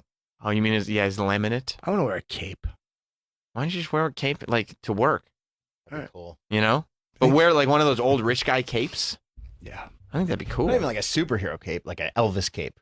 Yeah. Yeah, just like attached to his hoodie. Yeah. I'm going to start wearing a cape. That's a good idea. Really good idea. You spend a lot of your time dealing with the Penguin, Joker, the Riddler, but they tend not to strike quite as often as some of our lower level criminals that are really probably more of a problem for Gotham residents. We have people masturbating and defecating on the subway. You went back to masturbating and defecating Yeah. with Batman. And Batman's kind of already like, all right, I see what this is. I got excited. The Undertaker and Paul Bearer were just walking around behind you. Yeah, Ultimate Warrior's right here. Oh, yeah. Oh. Okay, let's see what Batman has to say about defecating and masturbating. That? Look, all these other people come into the city, Huntress, Catwoman, I let them deal with those things. You know what I'm saying? I mean, you're sort of the prime crime-fighting entity that the people of Gotham have. Don't you think that there's maybe a responsibility on your part and Commissioner Gordon's part to take care of this? Well, yes, and I also think that people only want to report on the Jokers and the Banes of Gotham. No one wants to tell them that Batman stopped the man masturbating on the subway. Wait, so he started by not taking credit for it, and now he's deciding, Yeah. I found a new angle, I'll take His credit. whole schnoz is hanging out. It really is. Is there anything more absurd looking than just the neck of a turtleneck? It's like a scarf or whatever to make it look like the costume is connected underneath. But you could see the bottom of his neck. Yeah, and the top of it. Right, so you can see skin between his mask and his turtleneck, and you can see skin between his shirt and his turtleneck. Yeah. It's stupid looking. Yeah. Quite. Yeah. It is a crime that goes on, multiple times a day. If you hop on the 7 train, if you were to ride that all day, you'd probably see a dozen masturbators and at least 2 defecators. I do what I can. I'm only one man. You're Gotham's only a one. big place. You're a Batman, though. You kind of an advantage. swing from subway car to subway car and handle this. I'm assuming, you got something you could like shoot out, wrap up a masturbator to maybe, prevent him from getting that final ejaculatory stroke in. Why not? Well, I thought the subways were closed at night. That's when I operate. I mean, they run, 24/7. It's the MTA does do shit. So you won't give him that? No. No. His little shitty mustache. You want to know why he won't stop people from making the final stroke? I have a job to do. Yeah. He goes, the subways are closed tonight. Which they're not. You go, no, they're Yeah, he's not. lying. That's not true. He does have a shitty dirt mustache, Yeah, just doesn't he? get rid of it. They kind of shut down from time to time. But, I mean, especially in the Me Too era, do you not feel any kind of social responsibility? Oh, wait. Did you see that? I 100% saw it. I just saw it. So he goes up. You can rewind just a little bit, Troy, because I don't want to miss Mike's question. But when Batman goes up to rub his nose, his mask folds over, and you can tell it's not armor like the real Batman has. It's just cheap rubber. Let me see. It's the MTA does do a shit job, and they kind of shut down from time to time. But, I mean, especially in the Me Too era, do you not feel any kind of social responsibility? You see his mask fold? That couldn't protect you from anything, could it? No. to take care of subway masturbators when all these innocent women are out there, being jizzed on? You're right. You got me. I think I need to do a better job. So he's so annoyed at you, Mike. He's so pissed. Yeah, Mike, enough. you got me. We're taking a look at the... Because you watched the documentary. Netflix announces on last week or something. Why don't you sit here? It's a seat. Not yet. Netflix announces, hold for the cue. Netflix announces that they're doing a documentary on Fyre Fest, which was that big music festival that was a disaster in an island in the Bahamas. Yeah, promised first-class treatment and all these amazing like VIP tents. What? Oh, I'm sorry. Your mic's not on. Sorry. Yeah, no, a that's little operator error. A little operator error on Yeah, my part. yeah. Yeah, we'll see if we can make up for that. So, this group called Fuck Jerry, which is a marketing group, they're the ones who produced this documentary, and they produced it for Netflix. Now, Netflix wanted to get the guy who organized the whole festival, the guy who's in charge of Fyre, but they didn't get him because he said that he's charging. He wants to get paid to be in these documentaries. And they're like, we're not paying you to be in this. Well, how much does he want? I don't know. But they didn't pay him for it. They said, we're going to put this out. And they said, it's coming out. What day does it come out? Friday, is that right? Friday. 4 days from now. 4 days from now, Friday. So, yesterday, Hulu comes out and says, look, a lot of the stuff that Fuck Jerry is saying is very, very biased because they were involved in the marketing of the thing. They're going to make themselves look good. So, we're doing our own Fyre Fest documentary. We have the guy who organized Fyre Fest in the documentary, and Netflix is like, oh, that's kind of fucked up. And Hulu is like, wait, you haven't heard anything yet? Because we're actually putting it out right now. And no announcement, no nothing, right? It came out yesterday. It was just available. Completely makes the Fuck Jerry group look terrible. Makes the guy who organized it look terrible. Makes, Ja Rule look, well, Ja Rule looks Does like he Ja look Rule. bad? Yeah. They pulled the undercutters. They pulled the undercutters formula. Did you like it?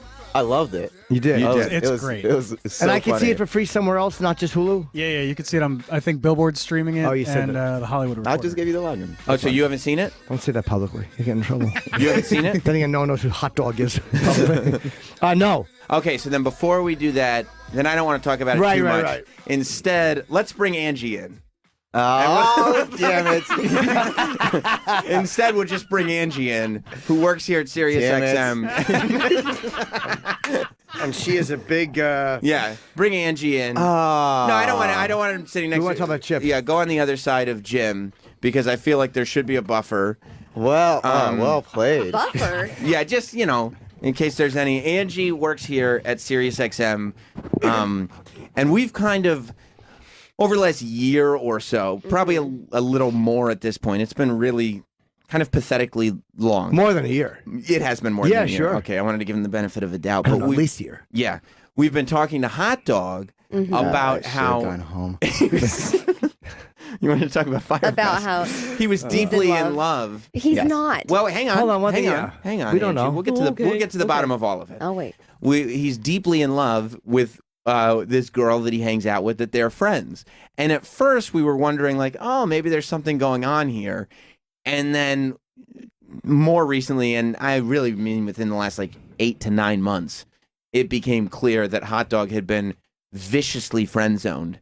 And that while he was still madly in love with this woman, she had made it very, very clear that they were buds. Well, women can do that a lot easier than we can. Women can know you like them and be comfortable being your friend, and they don't want to confront it or address it because they know. Men, it's a little harder for us to do that, I think. Women deal with it more than we do, like the guy who likes them. So we think that he likes And Angie. it's beneficial to have an emotional friend. Sure. You know, to have a friend who's there for emotional support and things like that. But the reason I bring all that up is because, you know, ironically enough, Angie is that girl. She is. And now they're both here.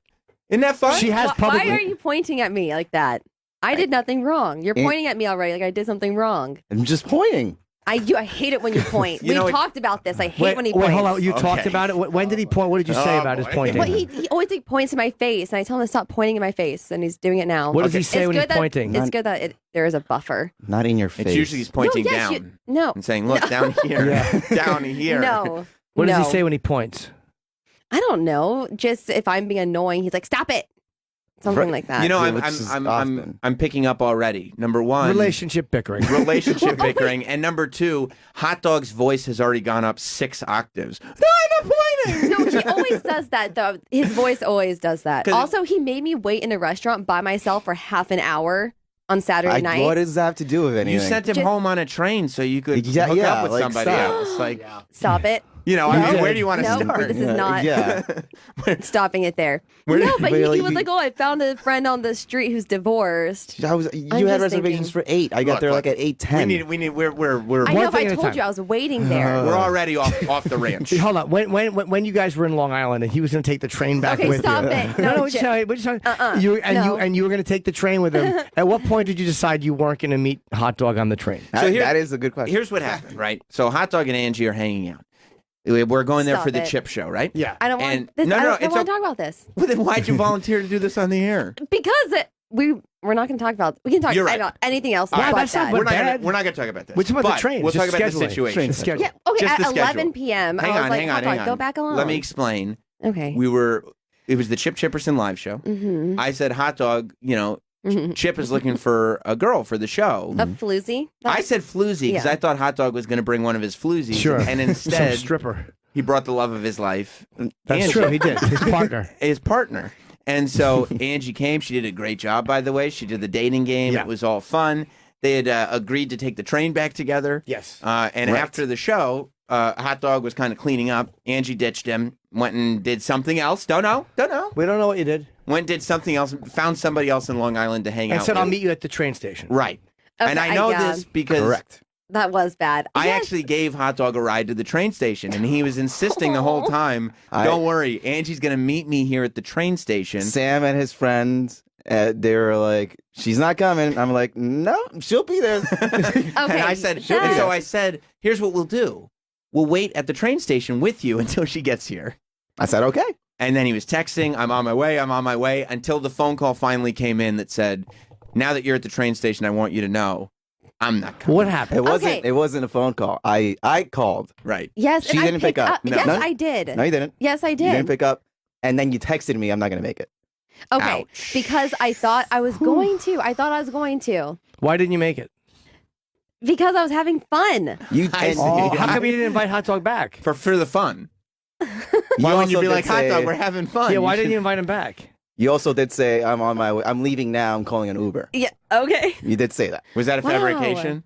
Maybe. Okay. Why'd you This say you were was so calling an long Uber? ago. Also, I mean, this was in September, y'all, and Right. we're still talking about No, this. no, but we Weird. haven't never got to the bottom of it. though. as if, like, I was wrong. I'm a good friend to you. Is she a good friend of yours? Yeah, I That's the haven't issue. brought this up since. Dave No, brought I this up. know that. It just fascinates me that y'all are so fascinated by that. Because you didn't. You were gonna go back with him. Why didn't you invite him back to have fun with the bar? If oh there's my the gosh, fun bar. fine. Because I went home with someone. Is that what we want? I don't know. I don't know. Wow. Did you? Yes. Oh, okay. You guys. Good for you. We even said Good that for at you, the by the beginning way. of this segment. Thank you. Was it But- the guy from the dating game? No. It was? No. Oh, okay. Were you No. jealous? I was mad. I wasn't. Hot Dog was crushed. No, he was. No, he was. I was very angry. No, He was you were really- angry, not of, like who it was, but because I just ditched you in general. Just the principle Yes. of the whole thing. Hot Dog, I saw yeah, your face. it's not because of what Well, I was yeah. doing. I was. Would I you have was- been as mad if it was Travis? No. Well, Travis and I aren't as close as. But let's say Angie you and and Travis are going to ride the train, and Travis is like, "Hey, I'm going to stay out here and fuck somebody." Would you be angry at Okay. him or whatever? Yeah, No, that's I mean, not what you said. That's how guys talk. That's just Would locker you room Would you talk. have been mad if he said, "I'm going to stay out here and hang out with this girl"? Would you have I, been mad? I would have been like, Cool, go ahead. You wouldn't care. You wouldn't have cared. Because you don't but, fuck him. but I would have been like, it's whatever. Yeah. You were Right. so petty after that, though. Instead of Ooh, telling yes, me, no, I was. instead of telling me how you Wow. felt, you were like, "Oh, I'm going to send her a short text and just not talk to her." Which talk to me Correct. openly because we are friends, and that's what friends do. So Be you're saying he was honest. sending you I- short texts and not giving you information, I was- kind of like I you were doing at the texted bar. him. Oh, yeah. But that was different from me. Yeah, It's it's because true, I was actually. distracted. Okay, by And- what? Right. What were you distracted by? I was- Boys! What were you distracted by? so many boys. No. And so if you just told me, hey, that wasn't cool, I'm upset, I'd be like, great, I'm sorry, let's talk about this. Wait, No, I why'd you? did- But I don't regret my decision to do that. Ooh. You Well, shouldn't. because No, that's I mean, not but that's I- not my but- lane to be mad at. I I know. was just like, I just don't want to talk to you for that whole week. Okay, that's like 3 days. It was but like sure, it a was whole like week. it was by like Saturday. Well, here's the thing. But The hold on, reason- he couldn't do it more than a week, more than 3 days. He couldn't go without talking to you. Well, I mean, so- because he's not going to just ignore. I would never ignore a friend just for a week. Here's the thing, Jim, in my opinion, sometimes with relationships, and I don't even know what this is, but in my experience with relationships, sometimes God. if you're like in love with somebody and they ditch you to hang out with somebody else and do whatever, you'll be way more mad at them than you would just a Sure, friend. a guy. And then you'll be like, I'm not talking to you for a week, but for the same reason, you're in love with them. No, You it, can't Go stop without, talking to them sure. for a week. no, because that's the thing. It's like I think Hot Dog would have been less mad if I was just upfront. If I was like, "Hey, I'm just not going to make it at all," he'd be like, "Ugh, all right. Well, at least now I know." Right? Well, and it was also It's just the way that I did it. It was was also not great. we both agreed. All right, we're gonna leave together at this time because But also life gets in the wanna, way. You want to get home early, and I need to do some. I need to meet up with someone at a certain time. You still went out that night. You What was he Right. going to do? You Just sit at still home and went- cry? Wait, you went out with someone that night too, right? Yeah, and that's why I was mad. I was like, we need to be in the train at this time. Are you still seeing them? No. Oh, shocker. So wait now, but you were also going to go to the wedding with Hot Dog, and you took a. Oh, I forgot No, 'cause about that. yes, because I well, we're talking about Handsome Rob's wedding. Yeah, of yeah, course. yeah. She was going to be. When did his Rob date. get? When was that wedding? Dude. August. So the month before this What? So happened. that was actually a month before, and So Hot I came Dog, in you here were to be the villain. No, apparently. we're trying to get things straight. You Hot were Dog- his date. You were supposed to be Hot Dog's date, But and then I there was- believe, if I remember right, If I week could of, talk, you can maybe. correct me. Week of, you were canceled on week of. She told me for a while that she didn't. No, it was wanna maybe, come. yeah. maybe. Not that I love Rob, But and his wife yeah, seems great. I got but the definite no. Definite. I got the definite no. Yeah. a week, a week Why did you only before. give him a maybe? because I wasn't sure. Because Of I what? don't. If I Other was dudes. You weren't sure what? no, 'cause Oh, okay. So that weekend I ended up not going was because I had to go work out in the Hamptons. Oh, right, So, yeah. I was babysitting, so I was working on it and needed the money. But And before that, yeah, I was just like, well, she needs to make some money, so. but before that, why weren't you sure? Because you didn't know you were going to babysit until week of. So before that, you were like, I wasn't. What weren't you sure of? Well, because I was like, what if something better comes along, like babysitting? Or FOMO. Or No. wow. Nor a dick. No, I- not what? a date, but a guide to date. Or a friendship thing. Did you not want to commit to going on being his date because something better might come along? Well, I. A little bit. Yeah, oh, look at it. Yeah, well, it's just tough. because where it was in Philadelphia. Yeah. Yeah, and I didn't. Because now I feel now it's like I'm insulting Rob and Hot Dog. No, just say it, fine. whatever it That's is. fine. It's fine. No, but I heard it was a great, It was wonderful wedding. Really fun. And I just don't really like weddings. And It's not true. what? That's I don't believe you. Plus, the Hamptons is further than Philly. That's no, actually- it's not. How long yeah. did it take you to get to the Hamptons? It takes a while. Yeah, it's further. But I got paid a lot of money that weekend. But it wasn't about the money because you were telling him before you didn't know if you were going to go. Well, because I don't want to commit that far ahead. Smart. Who wants to commit to a wedding? It's what you do. People need head count. Your feelings were hurt when she didn't go? No, you had a better time with your friends and with me. With the two people on I a would have date? been. I complain He brought a a lot. date and her boyfriend. Why would he have had a better time with a date and her boyfriend? Yeah. Than with I mean, you? I had a good time. It was dope as hell. Well, we Yeah. forced you to dance with Mary Jean. I was dancing with everyone's wives. Yeah. That's so cool. 'Cause he's a better safe than choice. Nothing Yeah. better than being the non-threatening coworker. Yeah. So wait, you weren't sure if you wanted to commit because you didn't know if you would enjoy the wedding. It wasn't about that. The companionship at the It's- wedding. You didn't know. It could be better companionship. Just the wedding. I never went. I babysat instead. Right. Everything's fine. Are you afraid of sending the wrong signals? This is what women do too. And No. they have to. Like they're afraid, like, oh, if I go on these things, he's going to think that I like him like that. That's and I smart. have to be very careful not to send that No. signal because he's my friend. I've done that before with other guys, but Oh. with Hot Dog, we've never. Well, Vito's date was also the same. What do you mean? Vito's date for the wedding was Yeah, but also we're the not here same. to figure Wait, out. my friend? We're not here to Oh, talk yeah. about Vito and the girl Yeah. that Vito was with. But it was more like it was like a FOMO thing with both of them, where they were like, well, if we find something cooler or something more fun yeah, to but do. Vito and because- his date weren't like best friends that also Vito and his was date- in love with. I'm friends with her, and we were both like, "Do we really want to go?" And God, I hate talking about this because I feel like I'm insulting Rob No, too, it's okay. and that Rob makes doesn't me care. upset. Rob's fine. He doesn't care. Yeah. Also, Hamptons is 20 minutes further. They Yeah, did the it's further. Google 20 Maps. minutes. All right, Being traffic really could be worse. 20 minutes. Yeah, bad traffic at the in August. Whew, Yeah, terrible. forget about it. Terrible. So Rob doesn't care. No, and yeah, I mean, and I don't ever worry about sending Hot Dog the wrong signals. I didn't care. He I was doesn't- like, I figured she probably wasn't gonna come, and then I called Annie, yeah. and then she was like, yeah, I'll come. She drove us and everything. brought her Can, boyfriend, and can I bring my boyfriend? She said. I was like, yeah, fuck yeah. That's cool. That's fun too. Yeah. Well, how did this? How did your friendship start? Yours and Well, Hot Dog's. I was actually in this studio, and he was like hiding behind a door, and someone was like, Sounds "Oh, right. that's they." I don't know. Did they introduce you as Hot Dog or as Shay? I can't. If it was in Oh, this yeah, studio, yeah, I would hot dog. Yeah, The mysterious hot dog. I don't know. And then we started working together on one of the shows, and then we just became friends. How long into it did you realize that Hot Dog had feelings for you? Not necessarily love, but just feeling. Well, How we've been long? friends for a long time now, and I still haven't felt that, so I can't tell you, Jim. Do you believe that? No, I mean you really at no point. I'm not even fine. No, we we're, weren't even. we're best friends. That's so cool. I'm not even saying. I'm not even saying right now. Fine, I'll give you Okay. right now. At no point were you like. I mean, I'm not even questioning your feelings, but at no point did you look at Hot Dog and go like, he's not really treating anybody else with this kind of attention. First of all, yes, he does. Who? Yes, he does. One of his other friends, who's a girl, Oh, best friends. it's weird. We too. never hear about. Never. Never hear about Intern that Annie. one. Because yeah, Yeah. intern Annie's. Yeah, they hear like about it all the y'all time. know me more. So why is Right. he gonna bring up random? Annie was our intern. That's okay. I know, but she doesn't still see y'all as much as I do. But how long into it did you realize he had a different feeling? Women can always sense it. Never, never, never. So when everybody around Hot I've Dog, helped him date other girls too. how's that gone? Great. Really? Has he been? Not great. Because I can't but- fix stupid. I can't fix your stupid with girls. I can do the Oh, best why I do you think can. he's stupid with girls? Like, what do they do wrong with you? Angie, do you think for a second that maybe he's like one of the reasons why you're not that good at hooking him up with other girls is because that's not really in his heart what he wants you She's to not, be she's doing? not hooking me up with other girls. No, It's I'm just not like, hooking him yeah, up. Yeah, but, we just but talk when about. he tells You're the me one he about wants. dates. It's like Ozzy getting me tickets for another band. Right. It's stupid. That's not what I want to be.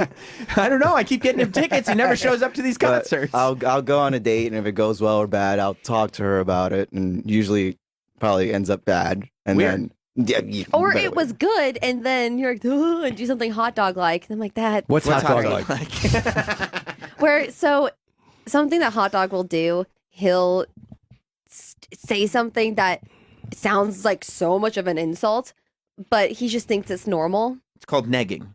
It works. I've read Negging? books. Negging. No, but that's just him. That's Oh. not a game. Oh. I'm trying to think of a specific example, or just like oblivious. I'm like, if you're talking to this one girl, you can't talk to her about another girl. Well, obviously he doesn't know that if he's talking to you about all of his dates. No. Well, he's trying to show her that he has other options. Of course he is. But they keep failing, and you know why. Will in St. Louis has a point. Let's go Who's to Will in St. Louis? Will, what's up, buddy? You know, I don't want to woman shame, and you know, a lot of this is Hot Dog's fault. I'd say probably 75%, but yeah. Angie, you're a cold ass honky. Ooh. Angie, do you consider yourself a cold ass honky? You think you're cold? Well, I've never heard that term before. Cold ass honky? Mm-hmm. It's on my wallet. Floozy's one thing. Cold ass honky's a whole other thing. Do you think you're cold or no? No, we're best friends. We call each other just to, like, talk or hang out. Cool, man. I had lots. Cool. I had lots of. It's great. He's just like, it's like Yeah. a girlfriend. I had lots of best friends in Whoa, high school. hold on. Wait, you don't have to call me a girlfriend. Oh. That's weird. Do you hate that she sees you like that? But you sleep in bed with intern Annie, just as friends. As friends. Yeah. He has other, yes, and his little twin size bed. He'll sleep in bed with her, and that's just friends too. And she lets that happen. Yeah, a million times. Yeah. And her boyfriend is just like, yeah, she's sleeping with Hot Dog right now. Well, doesn't. Yeah, Doesn't care. I mean, Well, because her boyfriend was Hot Dog's best friend, Right. and It's they're not- still best friends. And he gets it. And Hot Dog's not a threat. Not a threat. Any way, shape, or form. Because he's just a normal, good person. All right, Hot Dog. Yeah. Do your friend Annie that we keep mentioning, Your who was buddy. a former intern here, Chum. Right. Other best friend. and Angie, Mm-hmm. do you really think they're members of the same category? Yeah. Yeah. Hot Dog. Yes. Then why are you smiling when you say it? I I've would been say you're smiling blushing this whole but- time. I would say you're blushing, but You can't tell. Do you Who think could Angie's? Do you think Angie's attractive? Oh, we're not. Yeah. I mean, it's fair. What do you think is attractive about her? Well, No, it's a we're fair not. question. No. We're It's a fair not question. doing this. Why? We're I- not doing this. I could do my ex girlfriend from years ago is my closest friend. We don't fuck. We don't do. I could easily talk about. what do you think Okay, is but that's attractive you, about your Jim. friend, your ex, who's your friend Jen? She's a beautiful face. She has a pretty lips. She's a great smile. She has a great body and phenomenal ass. Like so what? It's Right. She's my friend now. We don't hook Bud. up at all. We haven't hooked up in many years. Yeah, Hot Dog and I don't do that. So what do you think is attractive about Because you Angie? said she's attractive. You did say that. Yeah. What do you think? Oh, Hot Dog, you don't have to. No, he's got no, to. don't. He has I'd to. rather you I'd say insult me. the same. Stop. No, but you have to. So you think she has a great ass? That's it. That is what you said Stop it, about stop Jen. No, that's Oh what we're my here God, to do. I think that's like my. What? Go ahead, Hot Dog. She's freaking No, out. no. she's not. No. She knows She's she's fine. She's freaking out. Yeah, not. that's. She's I'm gonna pretending- start. No. I'm gonna do that thing. Hot I'm gonna Dog. do the thing. What's the thing? Is that where you like you've red in the face? Just start spazzing out. I like- do. I start What's the spazzing thing? out. Why are you when- uncomfortable? Yes. I mean, Angie, you did ask to come on the air. That is I true. know. This is Yes. this Hot is, dog, this what do is you- kind of your fault. What do you Yes. think is? I mean, it's yeah. 100. I know, It's I- 100%. You We I- tricked in the sound booth. I know. See, I thought it was gonna be more of. Embarrassing Well, me? we're not embarrassing. We're just getting to the bottom of it, your dynamics. Both of you guys. No, you're not doing anything wrong. Jim and I are the truth sayers. Yeah. That's all we want to get to the bottom of is the truth. Oh, that's what it is. Yeah. So Oh, if man, that anything, makes yeah, it if so- anything, you I- shouldn't, and this you makes it shouldn't so be much better. feeling- What do you think What is do you- attractive I should. about Angie? Yeah, I should feel that this is like a therapy session. What do you think is attractive about it? We're not doing this. Yeah, it's fair. No, it's not. See, good- exactly. Nice smile. Eh. Yeah. All right, pretty smile. Yeah. What else? Let me ask you, do you think Right. Angie is prettier on the outside or the inside? Oh no. The inside. Nah. You don't think that. I was only saying that just now be because polite. sometimes she is very mean. But That's true. Is she mean sometimes? What does she do that's mean, Hot Dog? like ambush me in studio, What does that mean? like this right now, This is a mean thing to do? this was a mean thing to do. Well, I would agree with I that. was trying to find you. I thought you were here, and then I asked him, How did you just magically show up here? Because I went all around this. I went on 36. Well, To be fair, totally. you did text me last week too, and we're like, "Hey, we're both here. You want to do Yeah, this?" no, that's true. But today it was, Ah. and then I was like, yeah, Hot Dog's in the lobby. And they're, oh, let's go get him. I was like, okay. I did also text you right before I came in here, Mm-hmm. and I said, just go home. Sam wants me in studio. No, I don't have my phone. Why'd you tell her to go home? Because we were gonna leave together and take the train. Yeah. And I go, Oh, okay. never I mind. was actually going to take the train with him this time. I Can't said- hook up I- with anyone I else said, right now. Go I on see. without me. Sam wants me to come inside. Go real quick. on without me. I think I can carry on without you. But instead, you showed up here. No, I was So you here. lied about well, I mean, I transportation was- again. Right. So when is she mean? What else have I I done? want to know what you think is mean. Yeah. I don't know. Sometimes she just says weird shit. Or Like what what? does she say? Or sometimes like the Long Island thing. Or But what What did did she she say? say? Yeah. I never like verbally abuse you. Or yesterday, we were talking about the date Oh, I I had. did. I told her that she deserves better than you. Yes. I did You say told that. his date that? No, No, I told him that his Said date she deserves Why? better than you. because what you've Why would put you wanna her through this sabotage past his- 8 months, it's exhausting Ugh. hearing about this. And you are just setting yourself up for failure with her, and she seems so sweet. She's That- great. She's amazing. I know. And Why does she deserve better than hot dog?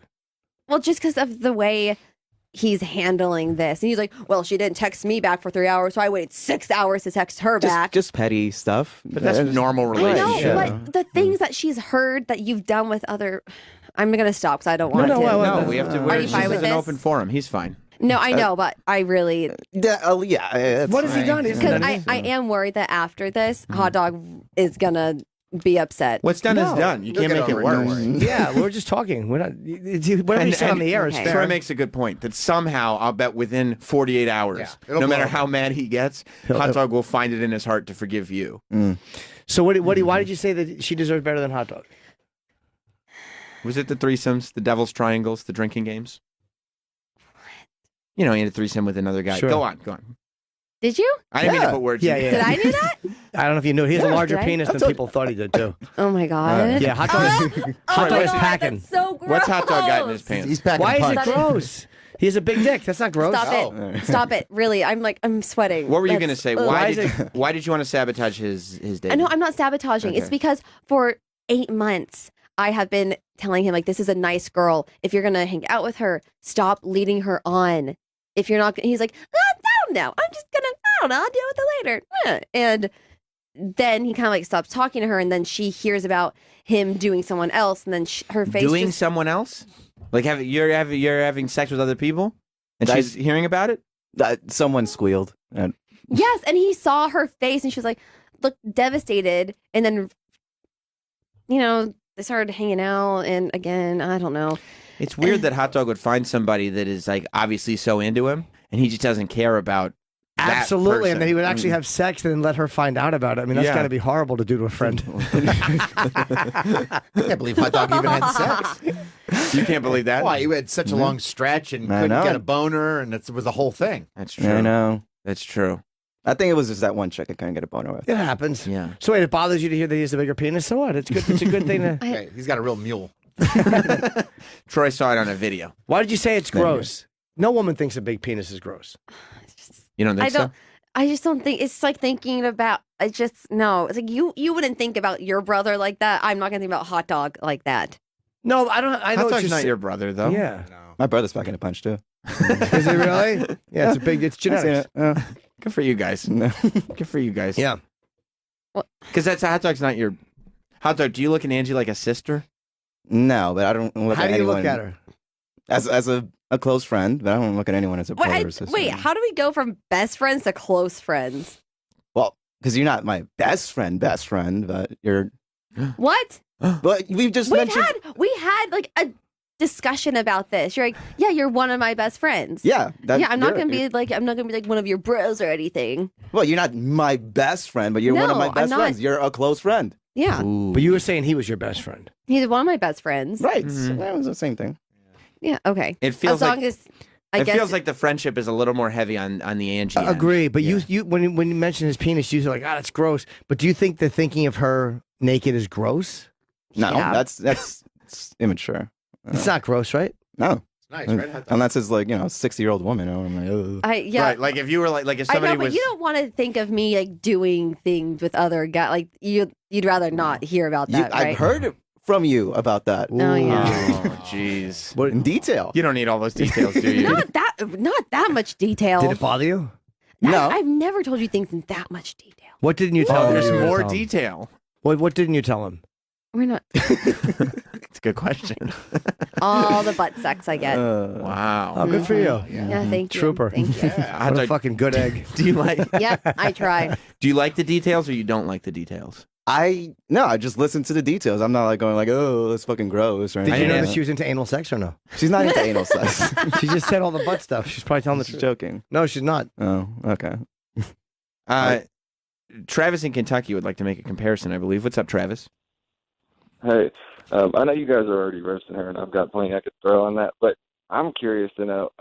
I had a friend just like that, and how do you stay friends, Doc? That makes no sense. I mean, there's no way you have that strong of feelings, but if you did, I know there's no way I could stay friends because I've been there and I couldn't do it. Stay friends like despite what? I think Being in love with her and attracted to her. Yeah, I think you objecting to the fact that you're in love with her. Most of the audience has put that on the complete pay no mind. Yeah, like that's total it's nonsense. just going, whoop. Yeah, we don't believe you. No, we don't. But Because also- honestly, like it wouldn't make sense. Like it's too much to deal with in a friendship. It doesn't. Like why would you? I mean, our friendship isn't crazy. We hang out at work all Yep. the time, and then every Hang now. out all the time outside of work. Yeah, And then every night, what? No, I'm saying we hang out at work every time. We'll come over to each other's places and like we'll just hang out and like We'll get go some hang food. out with our other friends too. Oh, that's fun. There's nothing crazy Yeah, about Sam, it. Sam, we've been to your house together. Do you guys I know, ever I sit was on the trying to couch? do my man a more, solid. more than Oh, one occasion. sorry. Do you ever sit on the couch alone and watch a movie? I can't sit still for that long, so no. Right, Why- she why has a can't short you? attention span. Oh, you yeah, do? I do. They did go to my house together. That's short. Yeah, we did. Yeah. And they were next to each other the whole time, having a great time together. Mm-hmm. I was petting your dog mainly, but sure. You like the dog more than hot dog?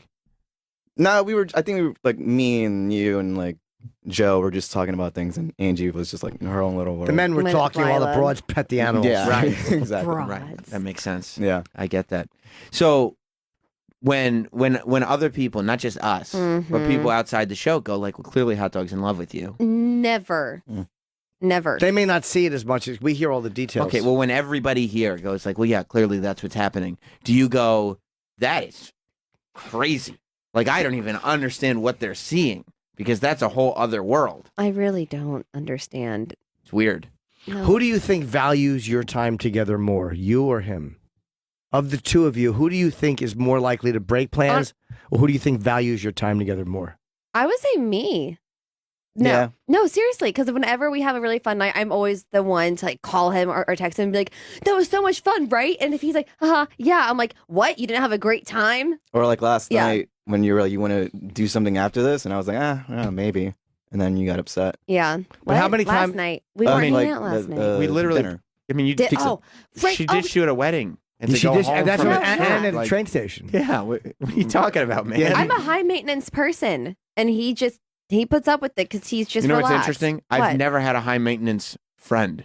Because Me neither. Why would I deal with a high maintenance Ever. friend? Ever. If my We're friend, kind of fun sometimes. If I was out with Bob Kelly and he wanted to stay, if he was single and wanted to do something, it wouldn't bother me at all. yeah, I could care. If Bob Kelly checked into a hospital, I'd still go home and not care. yeah, bye. See ya. Good luck. It's also like it's not like we don't go out of our ways to see each other. It's just like Andrew would be like, "Can I come over like and use your Yeah. computer or something like that?" I'll be like, "Yeah," and then Or I'm just like, if you're able to meet for dinner, he's like, "Yeah, I can meet for dinner, but after Sam's thing." Hot dog, Right. you And don't then have to go out of then- your way to see each other if you see each other 6 times a week. We don't see each other that often, though. You just said you hang out at work every day. Well, and no, if whenever we're it works. whenever Also- we are at work. Why I do you have see. to use his computer? You Is don't it- have one? No, I do have one. But what? What do you like better about his? His is. It's just a different. It's just different. It's a PC, and sometimes it's easier for me to navigate that one. And we have fun hanging out in Harlem. I see. Yeah, and this started when I was using that tablet thing. Remember? Yeah. So we were editing videos in my tablet. So and- she had a Yeah. computer at her place, and she would go, "Hey, Hot Dog, I'm going to leave my computer behind. Can I come over and borrow your tablet?" yeah, Yeah. and sometimes see my mom like in a towel. Oh my gosh, his mom. But you would Yes. never go like, why would anybody decide to forego using a computer for video work and choose tablet? No, because it's I because have he one. was teaching me how to do I- video yeah, work. I I've never was. done it before, and so he was. I see. Yeah, Yeah. he's useful. That's very, very Yeah, flattering. it's really- Very warm. Are you a little really- cold? A little bit. You just described your best friend as As useful. Did I not just say yes? I'm cold. I'm high maintenance. I'm not. I wouldn't be friends with me. So that's why I do value the friendships I have. That people Do you ever Dude. wonder why would anybody put up with this? Yes, I could never be friends with me. I have a guess. So that's why.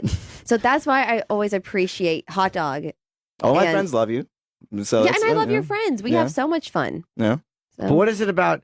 How come you don't look at him like he could be possibly more than a friend? He's a good-looking guy. He's a nice guy. Yeah, actually, you know what? We asked Hot Dog, are you attracted at all physically to any Yeah, of we the... did ask him. He admitted that you're very beautiful. You had a great ass, he said. I didn't say that. He did not You say did. that. Yes, Anyone Jim who's- said Jen had a great ass, and you said all the things about Jen I feel about... He was like, haha, I guess, like shoulder shrug. So you don't think she has a nice hiney? No, we're not talking about my. No comment. No, Why? no booty talk. No. I thought you guys are best friends. You Yeah, say what's this that- stuff. that's- how is that no, so bad? I don't go up to like my other best friends and be like, you know what? I love your butt. Yeah, I but you don't know do what? that. Troy's, he's my bro, and he talks to me about fat asses all the time. Isn't that right, Troy? Love a big fat ass. He talks about him nonstop. But complimenting other men is fine. Like you No, don't have but Hot Dog, like if Jim's we got a great ass. Thank you. Yeah. Appreciate that. Yeah, I haven't noticed. Been told. Okay. It's really nice. Thank you.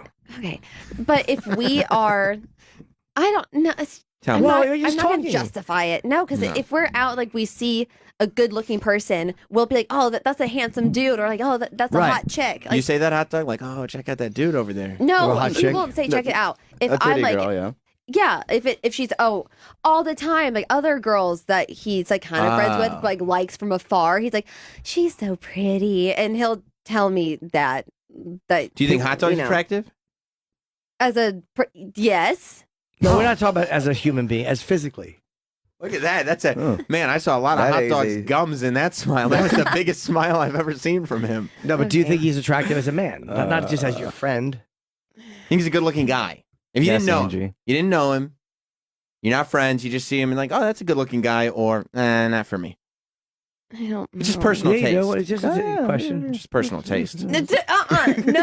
No, sir. Because after this, no matter what I say, you're like, what if? But you're you know gonna- he thinks that you're good-looking. That's not that. Do you fair. think Angie is beautiful? Oh, we're not. Yeah, I've told you that before. That's not. Well, because Oh. I forced you into it. I was like, hey, do I look fine? And you're like, I'm like, what? And you're like, yeah, you look great. Okay, great. So what now? Which is, by the way, what you do with your friends. Jim, I meant to tell you this morning when you walked in. You look beautiful. Thank you very much. I'm feeling heavy, but Sam always picks me up. No, you look beautiful. Sam tells me what a lump of shit I look like every day. I'll tell you that too. Anytime After Jim this, goes I'll like, tell you that. I have to lose 2 pounds, and he looks at his gut. Every single time I go, yeah, Yeah, or maybe more. maybe more. Oh yeah, I see that. Yep. First of all, you shouldn't even be worried about that. I do. I would worry a little. Sure. You're I would- fine. Yeah. Could be Just better. fine. Listen, Oh, that's right. You're great. Do you I think- hate saying fine. now that you know that Hot Dog thinks that you're an Beautiful. attractive, beautiful girl, Okay. would physically, if you weren't friends with Hot Dog, Yeah. I would you weren't be like, friends with that's a Hot good-looking guy or not my type? Yes, like that's a good-looking guy, but not my type. Like there's Oh. that's the I'm not your type. What? Not your. What do you mean? You're blonde and gorgeous with a great body. Whose type aren't you? No. Hot No, Dog, I, would you say Angie is not your type? I'm not his I type. have a specific type that I like the most, but I don't not have a type. Gotcha. So you say she's your type? No. No, like my favorite type is like an Asian girl or something like But that. no, but Oh, your yeah. type, like you're talking like types like a guy wouldn't be attracted to if you're not your type. You know what guys' types are? Anything with a hot hole. chicks. yeah, Hot chicks. like anyone. Good-looking Right. girls. That's right. Right. Go Okay. to Jim and Sack, Okay. please. What's going on, Jim? Angie's full of shit. She knows that Hot Dog's got a thing for her. You think She so? gets off on it. I oh, think yeah, definitely. I think you're full of shit. Ooh. That's absolutely. And you play with this poor guy's emotions. That makes you happy, knowing you can get away with whatever you want. No, sir. Oh, He has boy. never. Hot dog lunch. If he has ever, he's never confessed any sort of feelings towards me. Hot Dog, have you ever? Never even hinted. No, Have you never ever? even He didn't hinted. have to. Ever Nope. in the relationship? Have you ever, even in the Hmm. beginning, when you first meet Angie, Hmm. Oh, Did- in the beginning, I think anyone's did you have feelings for her in the beginning? not Oh my feelings. God. No, not feelings. Just was like, oh, that's an attract. Like she's hot. Like, You in the didn't have a beginning. crush on her in the beginning. No. Well, because I'm on hot dog. No, we this can't is- get anywhere if you're This just. is neither. You can't get anywhere with either of them. They're being stupid, aren't they? we're not She being wants to come in here. stupid. She wants to come in here. Not wants to talk about anything. Okay, and then she talking. won't admit that she's dangling the carrot in front of his face. Right in front of his carrot. Yeah, exactly. No. And he's just No. stringing right along. Oh, he loves vegetables, No, doesn't he? Oh, I have had guy friends. I have had guy friends who I have known have liked me a certain way, and I didn't like them that way. And what do you do? Leave him at the train station. Yeah, it depends on who's at the bar, right? What Yeah, have you I what guess have you that's done? true. What have you done in the past? Have you roped them along a little bit because it's fun? It's not. It's not. No, if they bring it up or it's like or it's mentioned, then it's like I don't feel the same way. Like I'm comfortable with being friends, but if you're not, that's okay. And or I've liked a guy and he hasn't liked me back, and then hopefully I would hope that he would do like the same thing. Usually they just Well- do the slow fade and ghost, but Lonnie is picking up on something here. Lonnie in North Carolina. Yeah, there's a lot of sexual tension in that room. I think Yeah, and Hot it's- Dog needs to take that mule and put it to good use. Just slap it on the table. This is what we're working with. Put it on the table, show her what you got there, buddy. Thank you, Lonnie. Lonnie is right. I mean, there normally is a certain degree of sexual tension between Jim and myself and Troy, like the three-way It's sexual tension. Three normal between friends. Yeah. But there is a degree of unsaidness and you're tension kidding. in here. I don't feel that. I mean, at Jim, all. do you feel it? From him to her. Yeah. Not from her to him. No. Right. No. But You I feel like she's I'm not even being shit on honest. hot dog. Everyone has been in this situation a bunch. I've been Oh so my many God, times, yes. dude. So I'm not shitting on you. I completely get it. That's how we know what we're talking about because I've been there many Yes. times. When I like someone and they don't like me, but women again, they're more. I can be friends with you, but they don't want to acknowledge the elephant in the room because then they have to make a decision on the friendship. You talking about hot dog's dick? Yeah, that's the elephant? trunk. Yeah. Yeah, I mean, you'll get yourself to a point where you'll go, you know what? You have these feelings. I've been there. This is how I have felt before. Where I'll convince myself that it's better if I have this person's attention on like this much of it. At least it's better to be friends than to not have that attention at all. And that's all well and good until train station gate happens and you go, this is the gate. difference. 'Cause This is what it is. I'm friends with a lot of women who I don't sleep with. Good friends. That doesn't surprise me. Yeah, we're just friends. Yeah. That's very shitty of you to say. That's a very shitty thing No, to it's say. a very but- actually a fine compliment. That's not a fine no, compliment. I'm taking it as a fine compliment, meaning, wow, Jim's a good guy. No. She's saying I don't blame him for not fuck you. I'm saying, I'm saying, well, it's just a different interpretation of the same information. Okay. I see. But I don't get grossed out if I think about them naked. Like I can think about women I've worked with, and they're like, yeah, all right, picture her naked. It doesn't make me go like, yeah. Well, it's also maybe it's my upbringing's different. Is it because he's not white? It's a great question, Jim. Oh, that could be it. Texas. It is, and it is taught in the home. Is that true? Mm-hmm. We're not. Yes, I am from Texas. No, I'm not a racist. I'm not saying you're a racist. I don't mean you're a racist. I'm not saying Would you're it a be an racist. issue if you brought hot dog home for any reason? No, not at all. Okay. Yeah.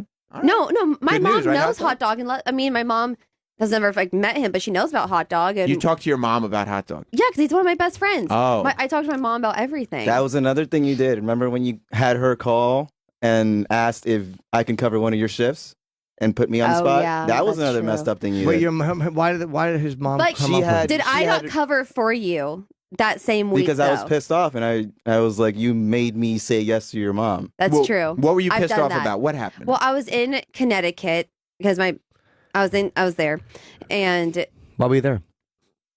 There's a home there. Connecticut? my parents have a house there. Oh, okay. Yes. No, I wasn't there getting dick. And I wasn't implying that you might have. Somebody's got a guilty conscience. Exactly. No. She goes to fucking Bridgeport for dick. Bridgeport. No. What a great local reference.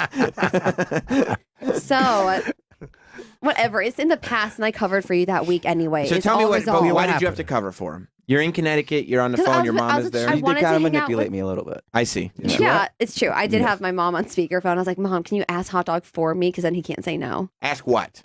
If he could just cover a shift for me so I could stay some more time with my mother, who I don't see because she's usually in Austin. Oh, you made your mom call Yeah. and guilt hot dog into taking over your shift? Well, Knowing she- I have a So- busy schedule. So did you not think to yourself, I can get hot dog to take over this shift?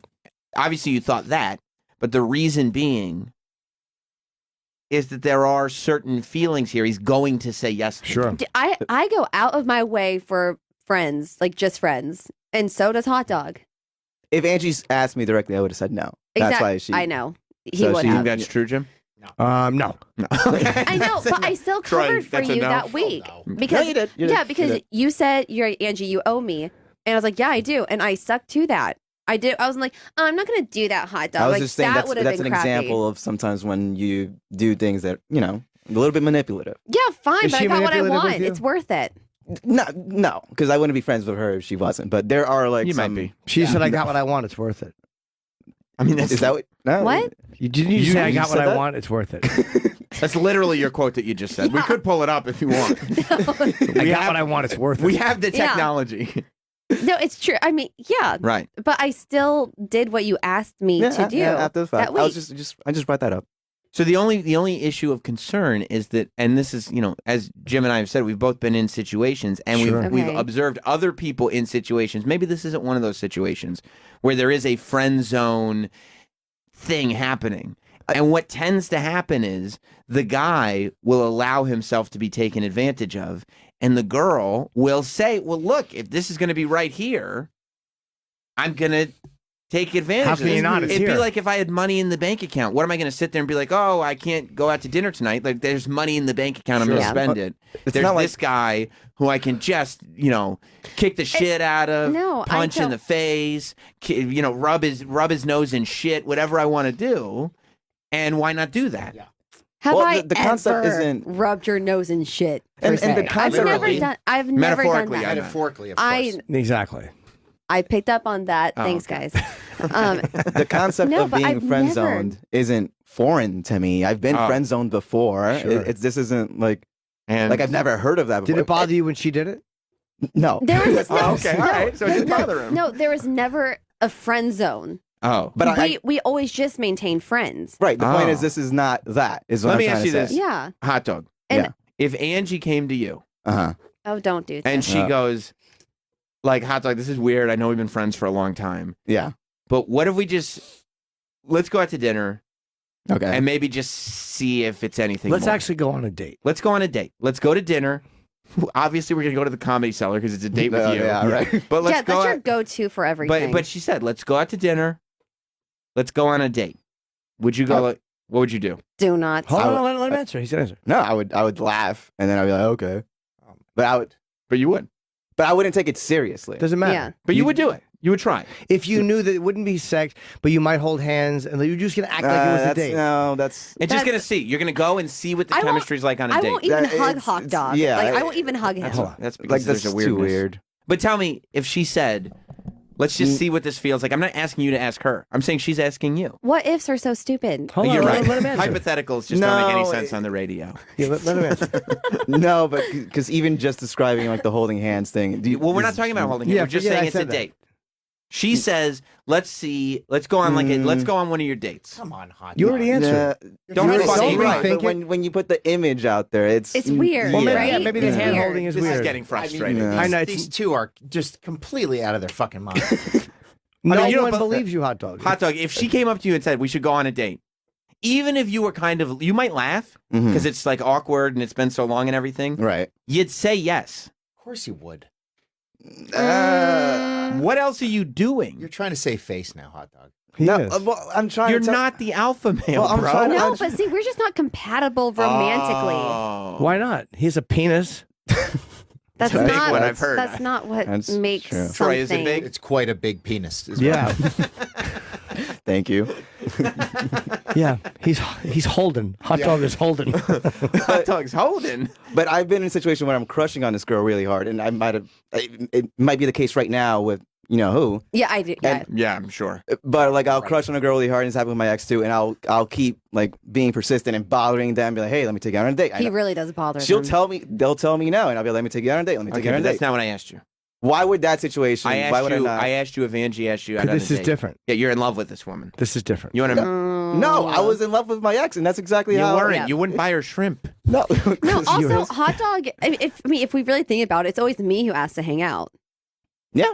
Yeah, it's always my idea. So if she said to you, "I want to go on. Let's just go on a date and try it." Just to try. You already admitted you would say yes. I think you would be like, "Are you okay?" No. What do you think he'd say if you said, for real? If you said, not let's fuck, let's hold hand, let's go on a date and see what happens. In honesty, what do you think he would I say? think he'd be like, I don't know about that. And what would be the difference from us going out to dinner? Or romantic possibilities. Like, right now that there's not much of a romantic possibility, even though you but hold out hope. just using the word date doesn't magically change that. Yeah, Sure it does. exactly. I mean, we've hung out. Well, then why don't you go on a plenty date of if it doesn't change anything? If Yeah. it doesn't change anything, why don't you go on a date? Because that's just like hanging out for us. No, We just hang then, out. But then why don't you just go on a date? If it doesn't change anything. But don't you think that if she said, Mm-hmm. date, let's see what happens. Right. It would clearly change the dynamic. You're going with new intentions. Well, my thought would be we've already been on. We've hung out for the last year and a half. What is And almost like things that happen almost like date like How about too. this? That other people would Angie, if Hot Dog said to you, let's go on a date, what would you say? No. Exactly. You wouldn't have to. So I'm not sitting here going through all this rigmarole. No, I might. Maybe it'd be weird because I'm trying to explain it off. Angie, can I tell you something? I believe you. Yeah, completely. Thank you. Yeah, I think you're being honest. So you guys don't hug at all? You know what we need? I did on your birthday. You know what we need? I got him a birthday card. I And a ran hug. around and got people. She gives very nice cards. You know what we need? A lie detector. Yeah. We need a lie detector in here. That's it. I believe you, Angie. We need to get it. We need to get a lie detector in here, and we need to get to the bottom of what's going on. All right. I mean, because I feel like we have made no movement whatsoever. None. Absolutely. There was because I've always stood by this. Well, you're not admitting to what Hot Dog has going You're on. admitting to your I don't intentions. believe it. You do. You do. You don't want to. No, And Hot I Dog don't. is being as dishonest as anyone has ever been in the studio. I would not. No, I would not have come in the studio if I actually thought he had feelings like that for me, because I wouldn't put him through that. Yes, you would. Your whole exercise was to humiliate Hot Dog. Yeah. That's the only reason you I wanted to know, come but in. not like emotionally crush him. Well, you're Just doing kind of like, ha ha ha. You think so, Troy? Yeah, I mean, come on. You're dangling the carrot. You're not stupid. You're a bright girl. You know what you're doing. She is smart. You know what you're doing. Oh, thanks, guys. She is. Look, I'm a big fan of Angie. Me too. Sure. I think she's great. Me too. She's awesome. I think you're fun. I think you're smart. I think you're great. Oh. But I don't have any problem telling you that either. I'm not. I guess she's smart and fun. Yeah, was he Mickey Mouse all of a sudden? No, he doesn't. You know what happens? What? When guys are nervous about their truths coming out, sometimes their voice goes up several octaves. No, Hot Dog does that all the time. He'll be like, Yeah, exactly. He does it all the time with you. Yeah. You know when he doesn't do it? When he's When? hanging out with me. Yeah. His voice remains constant. What do you need, Sam? Okay, no problem. That's true. I've You never got it. heard that voice unless he was but talking his about voice also does that too. When like, he speaks normal when we're just talking. Oh. Or exasperated. Yeah, no, This but there's is my- plenty of times that Hot Dog's like, I don't want to hang out, and like he doesn't follow through on hanging out. you. Sure. He's a flake. That doesn't mean he's not in love with you. Yeah. Well, if You that can, was, I mean, both can be the case. but if that was the case of her stringing me along, I would be a fucking lapdog. And It's been 3 Yeah. years. Oh, no, 3 year years. and a I haven't half. known you for Right. 3 years. It's been a year and a half at least. Yeah, you're getting strung along, Hot Dog. So let me ask you: the idea of giving Angie a kiss that bothers you? Yeah, Oh, stop. Yeah, yeah, Like- that's weird. Who do you That's believe weird. right now? it's weird. Well, I believe her. It's weird. for me He's personally, I agreeing watched with both. me. Both just said it's I weird. I know, and I watched both their faces. I believe Angie is telling the truth, and Yeah. Hot Dog is being Okay. very dishonest. You don't think he thinks it's weird? Tell me that. Ask me if I think kissing a girl would be fun. Do you think kissing a girl would be fun? Yeah, yeah, yeah. I guess. Yeah. No, but after Did you believe me just now? Did after you, Hot Angie? I didn't believe you. Thank you, Jim. So if Hot Dog had a date last weekend and he called me How did it go? afterwards, it went good. Because I'm pretty sure you got one more failure before you have to go on a date with my brother, but that's besides Yes. the point. So how was it? If I It was great. It's just it's been a while since this isn't like the first date I've gone out with her, and I've kind of messed up beforehand, so it's kind of just like kind of messed up. yeah. So I just How'd kinda, you mess up? You kept talking about Angie. no, Oh no, she did ask about me on the date though. She's like, "How's Angie?" She knows about me. Yeah. And then Hot Yeah. Dog went on for 30 minutes. And uninterrupted. and she asked about Oh, it's so Annie. funny. You know, she was wearing this striped shirt at work today. And I saw her wear the striped shirt earlier, and she sometimes wears it on Mondays, but this was a Tuesday. And so I didn't know what was. No, but she also asked about Annie. It wasn't just me. Oh. And he was telling me about, he's like, oh, she's so pretty. It was so fun. I hope she wants to go out with me again.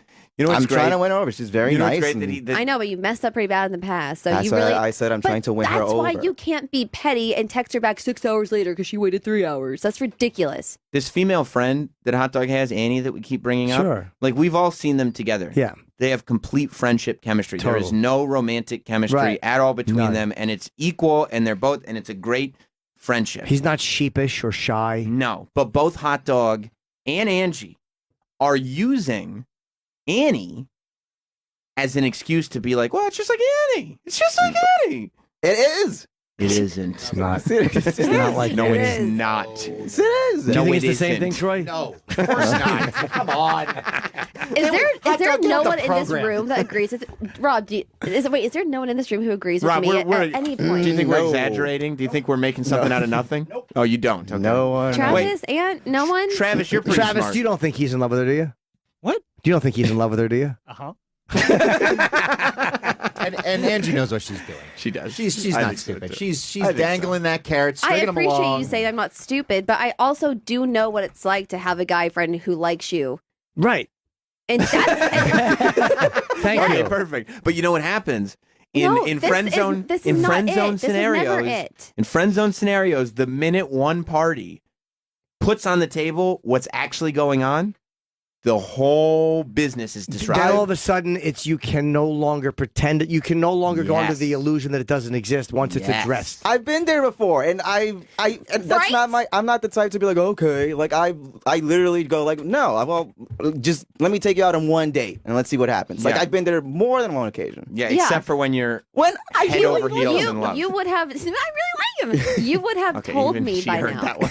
What's Yeah, that? I did. He would have told you by now? Yes, like there would have been. Not necessarily true. Angie, there's different ways men feel. Sometimes you meet a girl and you're like, "Oh, she's cool. Yeah, I kind of want to go on a date with her." Something, and then there's another version of that when you meet a girl and you're like, "Oh my god, like I think I just want to spend the rest of my life with this." You're saying person." sometimes it's more love than lust? Yeah. Yeah. The last girl from December, the one from the Bronx, that Right? I kept asking out. I'm sure. Yeah. Kept saying no, Sure. no. You thought And a girl was cute. You wanted to date her. Yes. That's not what we're saying is going on. Yeah. That's different from being in love with I had somebody. feeling.